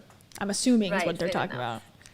absolutely he's do. gonna accuse him He of- gets a Yeah, drugs. of public course. defender. Yeah. And the public defender is reviewing, fresh out of law school, reviewing cases while she's at Okay, so it's the public defender on the secondary her case also. that the victim in this instance has. So this is Right. actually good. Okay, so she sounds like a hero actually, because public defenders are so overworked. They have so many cases. They're not paid like if you worked at a big law firm or if you worked for a company, you get like 6 figures plus. Public defenders, I don't know how much they make, but it's not enough to pay off their loans and the amount of casework that they have. Yeah. So it actually sounds like she's kind of a cool person, perhaps. I'm gonna assume. She's a bitch. Yeah, she's a fucking bitch because she has Netflix. She's like not, And So- she's chilling. she's chilling too much. fresh out of law school, boyfriend. And mind you, I cannot confirm this. This is what I am being told Alleged. by my legal Yeah. representation. This is how it comes about. Reviewing cases at home, Netflixing and chilling, right? Slides is reviewing the case Whoa, file. slides. We don't know what he slides. Slide. Oh, She the case slides. file. Is that that's a new She dirty term. slides the video over to boyfriend and says, "Hey, Wow, well, wanna his take a look at public, his legal team had all the details. Like they knew like the gestures she was making. She slides it over. Yeah. She doesn't hand him the phone. Very She interesting. slides the phone over to the naked boyfriend. They were watching season 2 of Better Call Saul, fresh out of law school. Okay. They were actually eating Chipotle. It was a breezy night. Again, he's going into details that no one Or fucking it needs. might have been with mayonnaise. No, mind you, I cannot confirm. Some sources suggest it might have been mayonnaise, not ketchup. Thank you. Can't confirm. But I'm gonna tell you all these details that are very specific. They were Netflixing. Why is what the fuck is this story? Is someone who's 25, probably years old, not allowed to have a boyfriend and watch Netflix and chill? Well, imagine like being in front of a judge and telling the story like so I think the lawyer came up with this idea when she was Netflix and chilling with her boyfriend. Like what? Sorry, what? So what? And Yeah, well, exactly. Yeah. Well, I'm that's a man of outrageous. Jesus. Okay. I'm the only one who can have sex. Yeah, I'm married. Nobody else. Okay. Oh. So it just goes on and on and on, never stops. My God. Yeah. who he happens to work for a unnamed kind of reputation that precedes them ambulance chasing law firm. Yeah. That may want to maybe drum this up.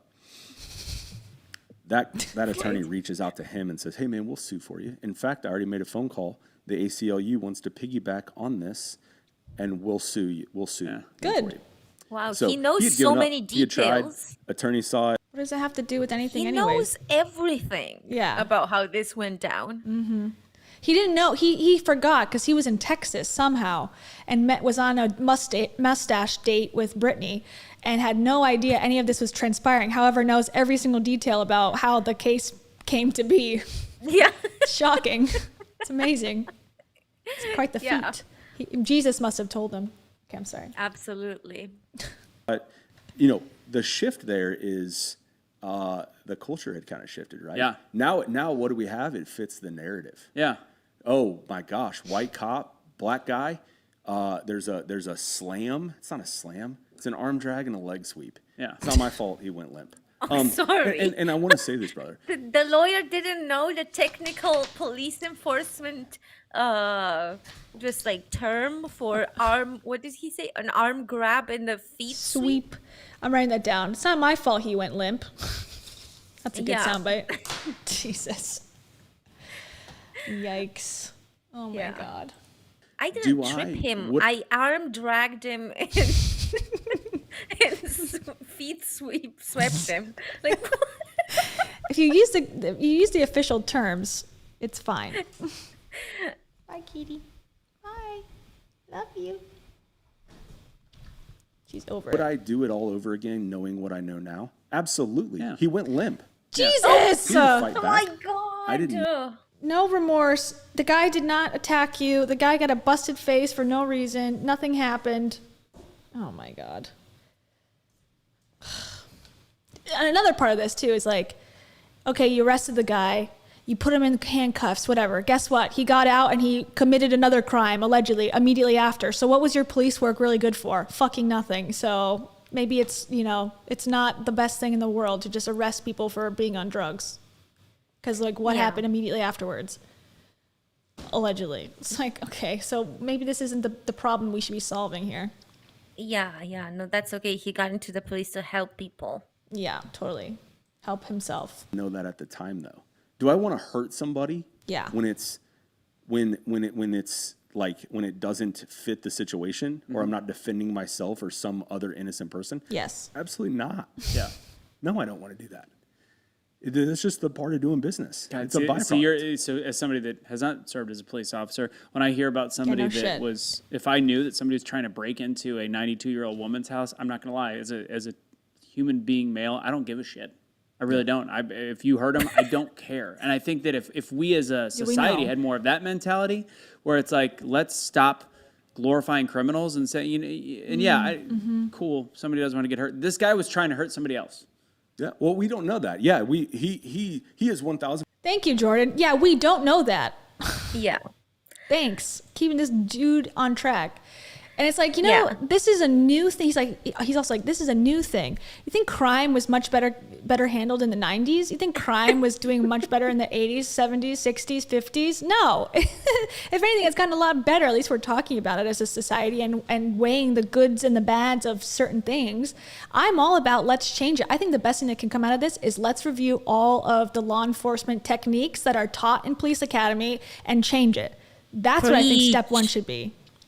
Absolutely. And I also want to point out how he's like, we didn't know that. We didn't know that he was a criminal. We don't know that he was a criminal trying to break into the house. But don't worry, we treated him like one. And we found out later that he was, so we're justified in all of our actions. Later on, we found out that he was a volunteer at this old person's like thing. But that was too late. So we had already busted him with the face on the cement. But we didn't know that he was a criminal, and we still don't. So let's not make assumptions. Yeah, exactly. Host of this podcast, thank you. And I think, honestly, I don't think this guy's a good guy, Jordan. I'm giving him a lot of like low bar stars because, he's better than the host for sure in comparison. But, you could also argue that he's, whatever. You can argue he's like not a good guy, that's sort of my assumption. But he could also be a victim of the entire system, the policing system in that area. If they were the ones who created the, sit on your neck, knee hold, whatever, and this is like actual, force that they're teaching their cadets to use. I mean, maybe he's a victim in its own way of a bad system. So he's just following the rules, and the rules are, racist, the rules are extremist, the rules are violent, and he is just a follower. He's not a leader of anybody and can't see that, I followed the rules, so therefore I'm justified. Yes, you're certainly right, and I think the system is made that way. But at the same time, like they do have to exercise like personal judgment, and they do have to like when something like this happens, they are held accountable on an individual basis, and they didn't hold accountable the entire Kansas City police officer police office. They are holding him accountable as a person. He was sued directly, or they're not holding him as they're trying to. But he's the one that if did it it. happens like on an individual basis, then they do have this individual responsibility. As much as they have to follow orders, they do need to protect their like, and it's just it's no excuse anymore, really. I don't know, at least in my eyes, it's no excuse that the system is like this, so I'm gonna be like this, because you're making a choice. But I could also go, well, if the rules were different, would he have acted that way? Maybe not, because he seems to have followed the rules.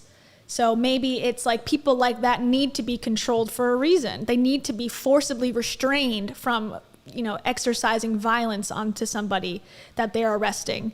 And it's not ideal, but I mean, I don't know. I don't understand another system in which that could work, because you can't go to each person and go, okay, what is your theory on this? Like, what would you do in this situation? You can't. You have to put rules in place so that, if they break the rule, they're out. If that makes sense. Yes, but I think that there is no rule that says when somebody is being peaceful, you have to exercise violence on them. So I don't think this was him following the rule. I think this was him using the rule as an excuse for his actions. Well, I think the rule is like, well, he could get away with it. So if you let people get away with stuff in that way, in a position of power, you're giving them too much leeway. Like, decide your own discretion. It's like, well, okay, but like, what does exactly. that mean? It's down to the personal judgment of each officer. So if they judge in a situation, let's say, this is us talking out completely uninformed, really, about what the laws are. But in my opinion, I think that if they judge that there is an actual danger, then they are like justified to use their weapons or to use violence. In this case, I think this was the issue at hand, because there was clearly no danger whatsoever to them or to anyone in that situation. Nobody was in danger. There was no breaking of the peace. So, and that's why the camera footage is shown, because like, if there was some, then it'd be like, how are they gonna know if somebody was acting violent or like throwing punches, like, or whatever? Like, they cannot know how that would go. So this happened like in the building where I am. Like, there was a violent case. Somebody was trying to break down the door. So the police came and they had like weapons out. And they basically went and took because the guy had like a bar or whatever. They went and forcibly took the bar out of his hands and like took him to the police station. So that was a very clear, this person is being violent. Like, he's trying to take down the door. Yeah. This guy didn't have anything. This guy had his hands out. He was way wobbly, and like, there was no danger presented whatsoever. He's using those rules, like, he's like, oh, but what if As there protection. was? It's like, but that no, it's not a case of what if there was. You're a police officer. You should know when there is danger. Like, it's not like you're going to imagine potential danger when there is none. Like, there's a whole book, I read it, and I have to revisit my love for Malcolm Gladwell, because before he started talking recently, I was like very much a fan, and he wrote a whole book about like police tactics and the way that, he basically starts with a story about a woman who got arrested and then killed herself in jail, and how that could have happened, and like the whole interaction, and like what was going on in her life, what was going on in the cop's life, like, there's a whole story, and he breaks it down into like statistics and things. And his conclusion was that, the way that cops are so afraid of citizens in this country, because of the availability of guns, and because of, the way that they teach in school and the people they interact with on a daily basis, that they're so freaked out that me and you are judging based on like what we would do in a situation of like us in our life experience. And you got to think of it from a guy who is putting on a bulletproof vest every day and thinks that the world is full of criminals and everyone at any turn, his day is filled with it. So it's like, is he thinking like, this guy's going to kill me and I need to kill him first? Like, is there like a is there like a psychological difference when you are a cop? I think there might be, but I also think someone said too, like people who have violent tendencies may be attracted to jobs like this. So it's much more complex. It's much more gray area than I think like any of these conversations usually end up. It's usually like, black versus white, okay, that is a factor. Or, powerful versus, weak. Like, yes, that is a factor, but there's so much more too. And I feel like we don't ever get to that conversation because it's hard to do. It's hard to like get there. Yeah, I agree. And I think that part of that is also their work experience and just to what kind of cases they have or not cases, but what kind of situations they have been dispatched or not dispatched. I don't know. Yeah, dispatched to. What situations they've been into, what they've hit themselves against, and like the kind of things that they have seen. And in this case, this is why I don't believe him, because I think he says that they had experience of people with PCP, so they knew that they would be limp and they would be all this stuff. So it's like he knew based on his work experience. He knew that, and he still acted violent. So that's why I feel a bit like I don't think I can give him the benefit of the doubt at all, because I feel like he described the person on PCP. He said that they found PCP on him. So all of these things, like, all of it, and I don't even know to what extent all these things are true, but let's assume that he is saying the truth and that they did find the drug on him. He was drugged, blah, blah, blah, all of that stuff. In that case, like, what is your work experience as a policeman worth if you're like incapable of knowing how to handle a person that you have seen being on that drug? Like, you've seen this case. Yeah. Is that how you handled them before? Did you kick them all to the ground? Like, is that what you do? Because like, why? If you know that the drug makes them limp, then why are you doing that? That's just like a primal thing. You want to be violent. But do you think, and I'm giving them a lot of caveats and excuses, but like, do you think that they're also gaslit by their superiors and by like the government itself by saying like, if you listen to Reagan, like drugs were like ruining society and all these people were criminals. And then you're in a system that's teaching that and preaching that in schools. And then you don't go to college, most likely. You just go right to the academy where they're preaching and teaching you that, these people need to be blocked up and these people are killing our innocent babies and like being lied to, and then they're on the streets and then they're on the defensive. And now all of a sudden you're in a situation with a person who's being peaceful, but your brain is so rotted from all the information that you got. You're like, okay, I'm going to knock and pound. And I'm going to do the sweep and push. Like, I don't know. It's not that I feel bad for him. I think it's like, you're an adult man. You make your own choices. You chose this profession, like deal with that. But I also think that if we're ever going to have real change, we got to look at some of the bigger issues that go on with training them because, they're humans too. Like he's a human being as well. And I think that just by a couple things that he said, honestly, I'm like, I think he could be turned if he had better information, perhaps. And I don't know. Like I'm being optimistic, but yeah, I think he's just trying to defend himself here. I think that's true. That's what's happening rather than him telling. I don't think he told the truth. I think he's like introducing things in the conversation and leaving things out so that he comes across as innocent. So that's my opinion. But I think while there is like a lot of training for that, I don't think that they are ever like, oh, if you see, like a peaceful mother and son, go put them like on the ground. Like they're not like brainwashed, I don't think, to that point where they're gonna just attack like people for being peaceful in the street. I don't think that's like, I think they are very capable of discerning this when something's dangerous or not.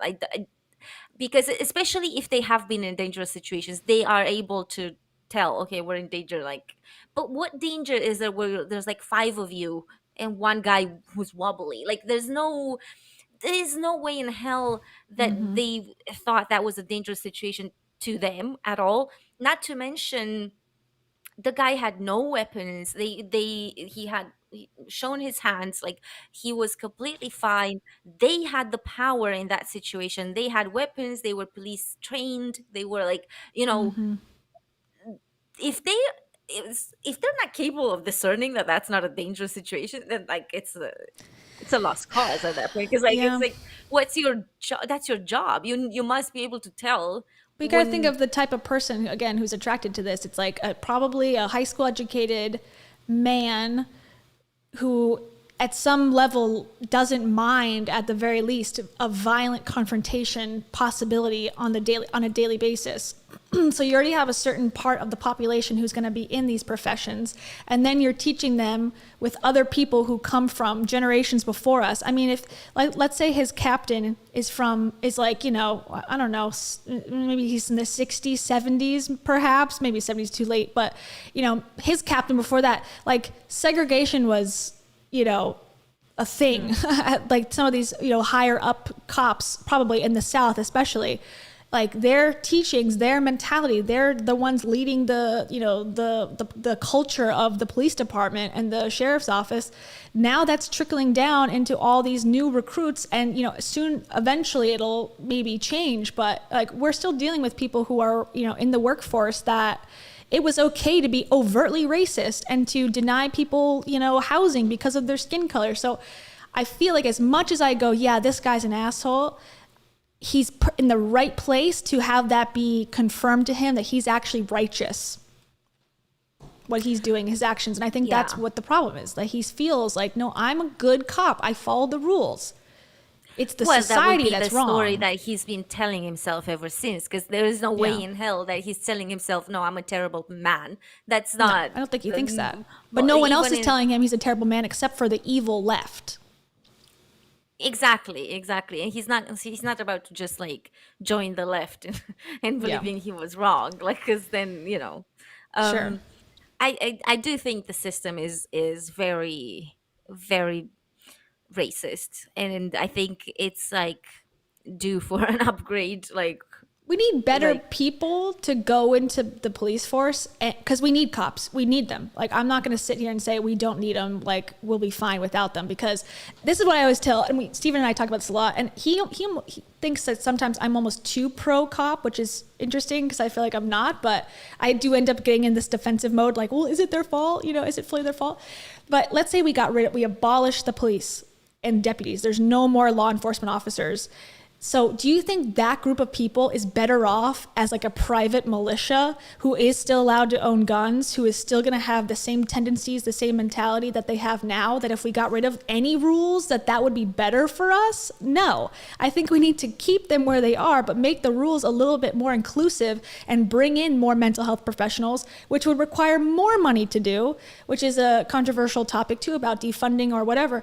But like, then the police department right now will put like $1 million towards a tank or some like tactical gear or a helicopter. It's like, okay, but like if we gave them more money and specifically said you need to provide mental health care for your employees, I don't know, maybe we could get some progress. But that's, again, me living a pipe dream. I don't know if it's all true. Yeah, it's hard to say, because like I feel like there is another way, like and it's just definitely like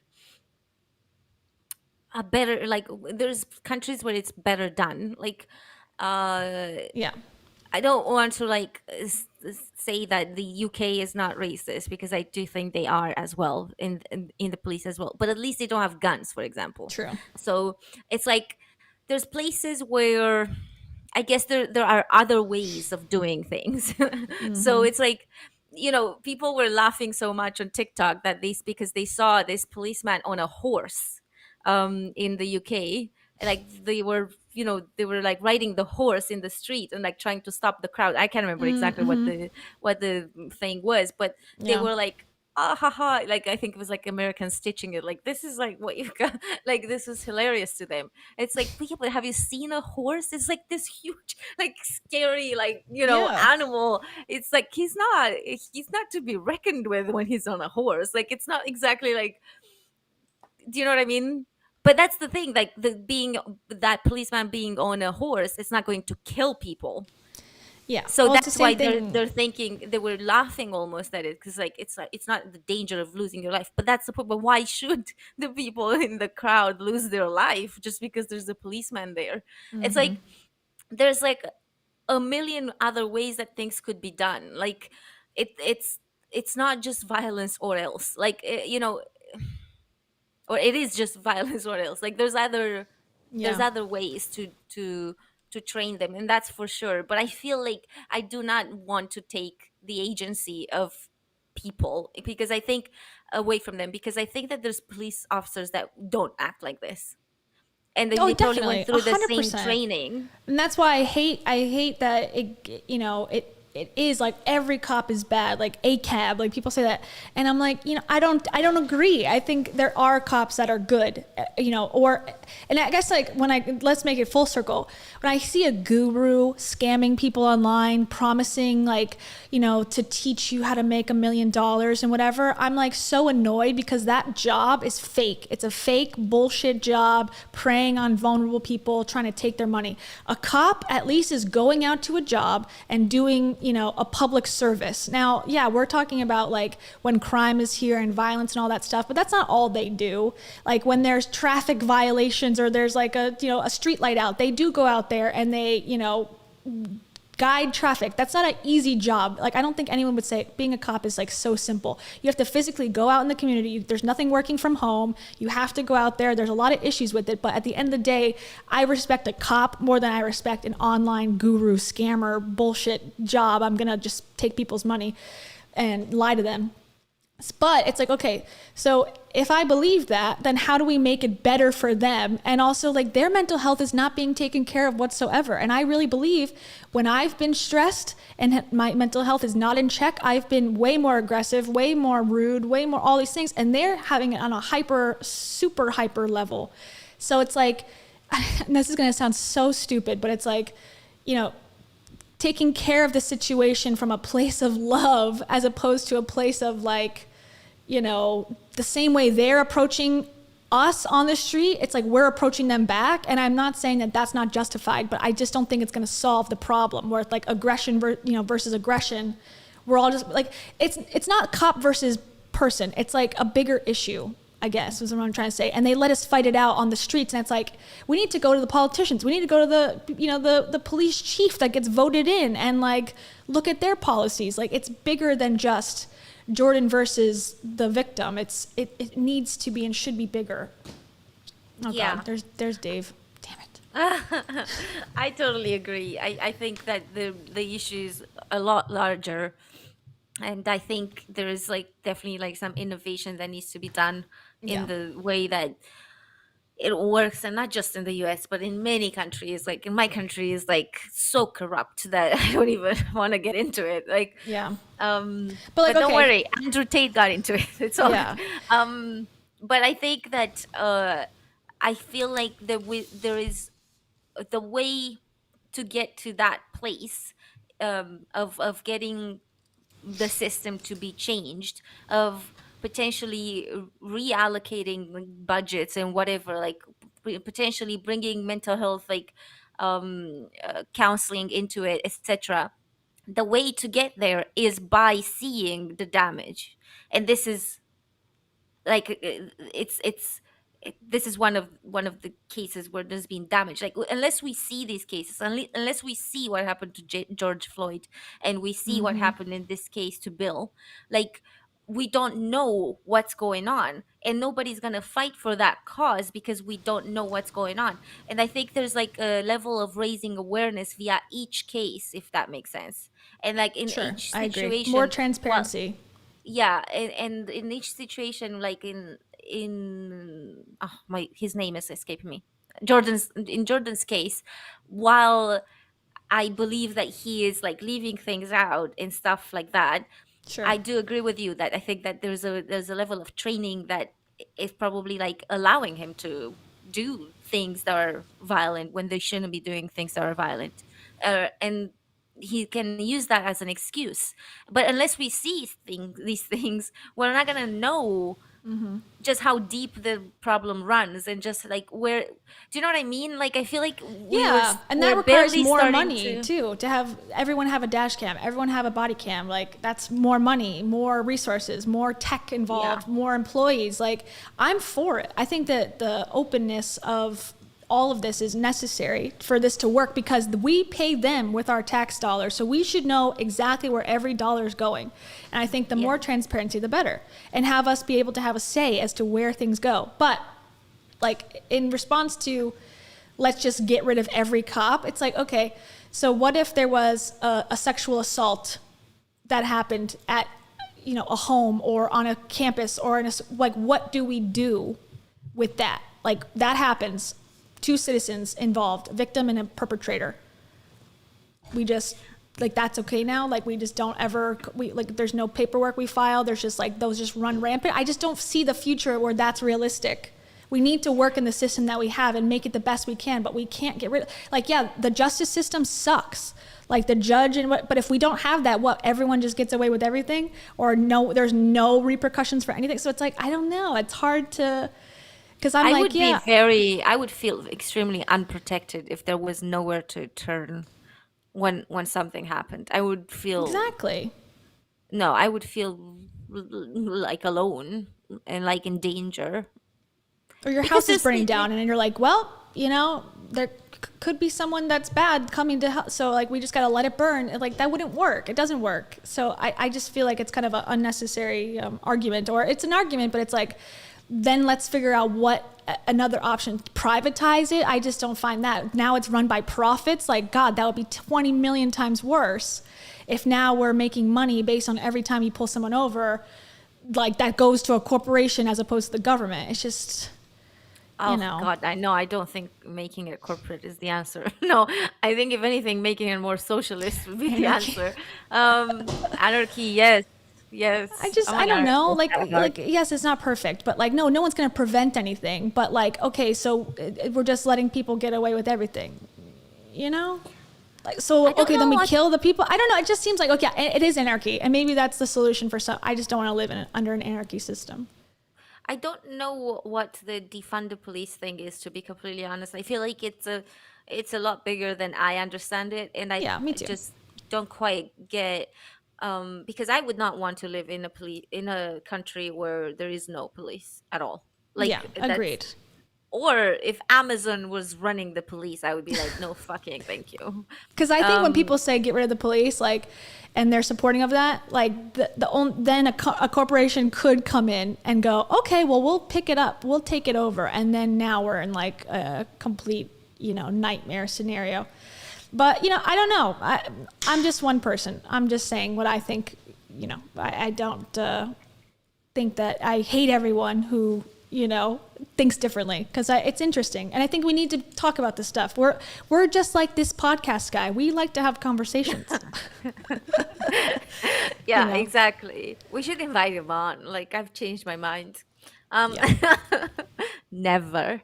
But yeah, no, I agree with you on all of those things. But I think on Jordan's case, I think he's lying a little bit. So I'm not convinced that he's like this innocent guy that he's pretending to be.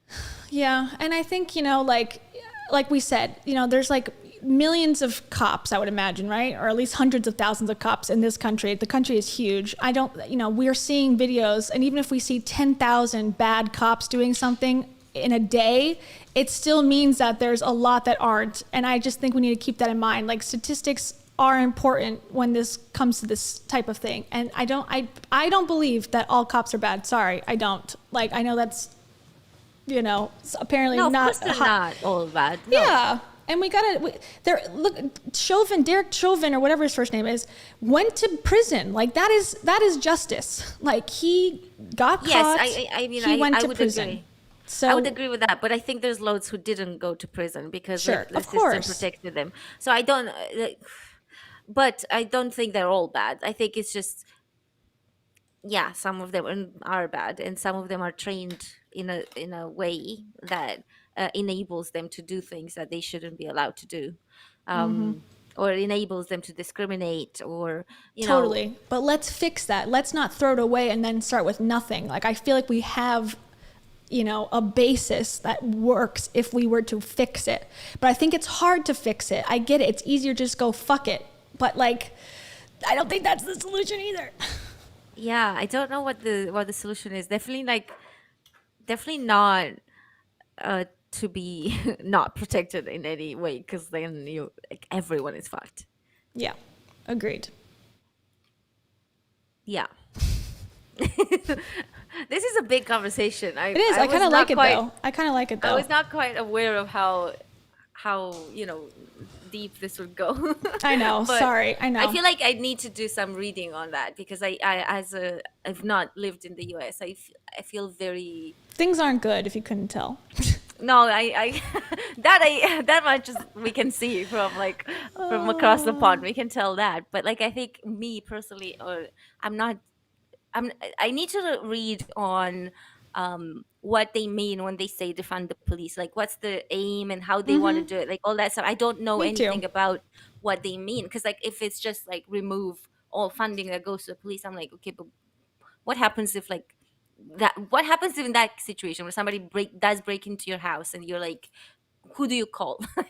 Let's just run through some scenarios. Like, let's run through this. What do we do? Or, I don't know. Like, what was I going to say? Someone said a comment. I thought that was interesting. Yeah, I just don't, and not to sound like a bitch, but I think you have to provide solutions moving forward. Like, what's the replacement then? Throw it away. Okay, let's throw it away. But what's step 2? Step 1, throw it away. Step 2 is what? Just anarchy? Again, I don't know. We just don't have property. If you're in a house right now, all your stuff could be looted by everybody, And so... No, that's the reason why there is police everywhere, because of chaos. Because there's no, and you guys are right in the comments. They don't prevent the crime, but you can then, you're then able to sue someone. You're able to, they're able to investigate if something happens. There's still a lot to it, but I think it's a complex conversation. For to be completely honest, I feel. But community, it's what does that mean? And also, you're going to be doing free labor then? We're all going to be volunteer police? And then there's no protocols in place? It just doesn't work. I'm sorry, it doesn't work in my mind. I don't know. But yeah, I agree. I think we both need to do more research. Yeah. Thanks, Jordan, for starting a fight and a riot in our stream. But no, it's important. It's heated because it's important. That's why, so. It's important. And I think it's also interesting to see what would come out of that conversation. When we do some research and we can have it properly, what would be solutions that we could think of? Because it's so complicated, and it does need to come from above, though. It needs to come with reform. Who's gonna serve the paperwork? Who's gonna make sure that people show up to court? There has to be law enforcement there. It just doesn't make sense. Investigations by who?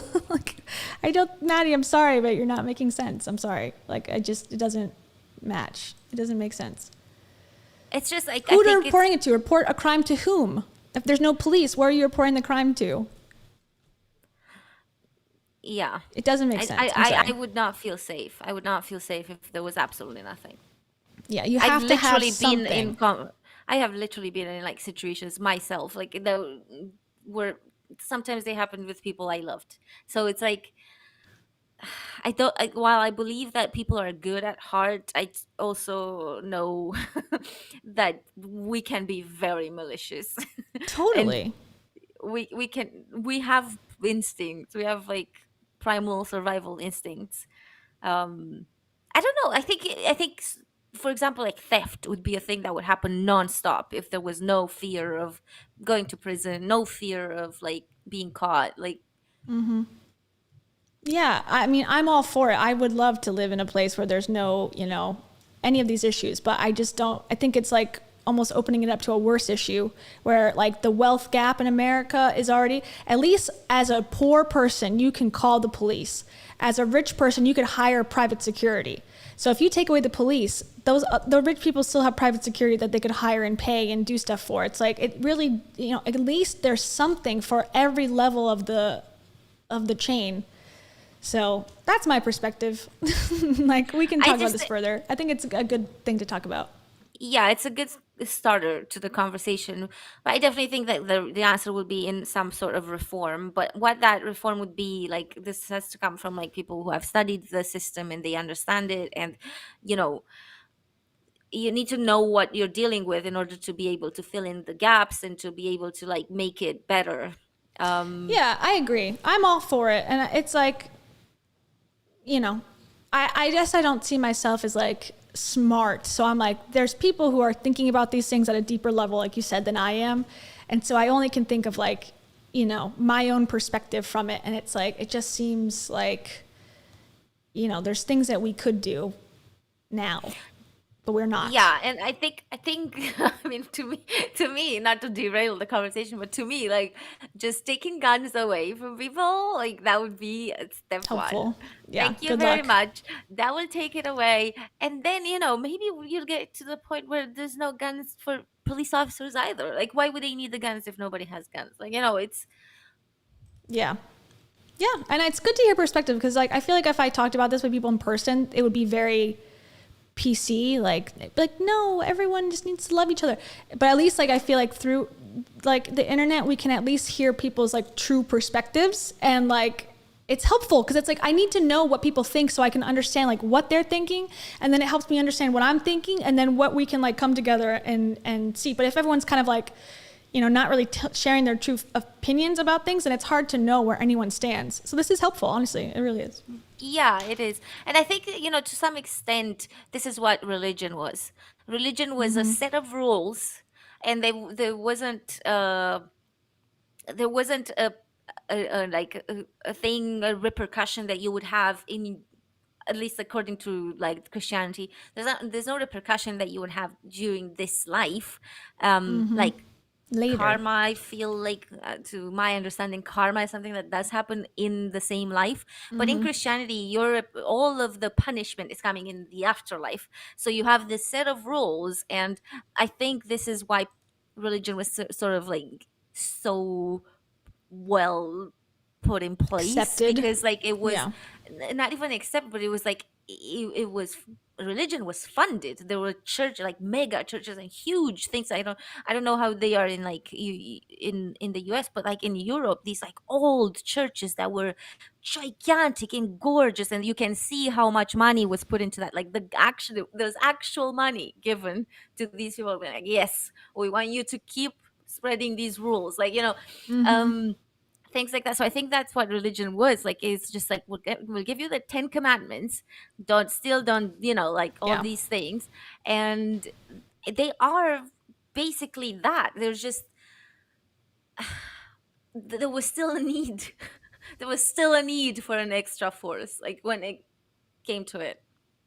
Like it wasn't enough. Just people knowing what the rules were was not enough to stop people from doing them. And as much as we have issues today, I think we're a million times better off. And the fact that we're even able to have these conversations is a million trillion % better than 1950, like when my parents were being born. Like, you know, you were not allowed to go against the, you know, the hierarchy of the world, and you were seen as like unpatriotic, and you know that still exists today, but we are much more able to have our own opinions and thoughts and feelings and, you know, suggestions of what to do. And I think that's important that we keep utilizing that and do something with it.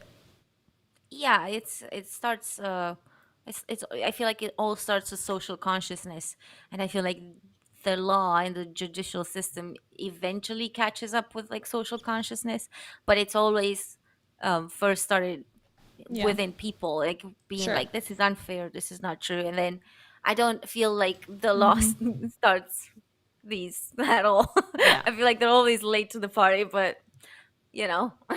Agreed. Well, We'll tackle Thank you all police for being here.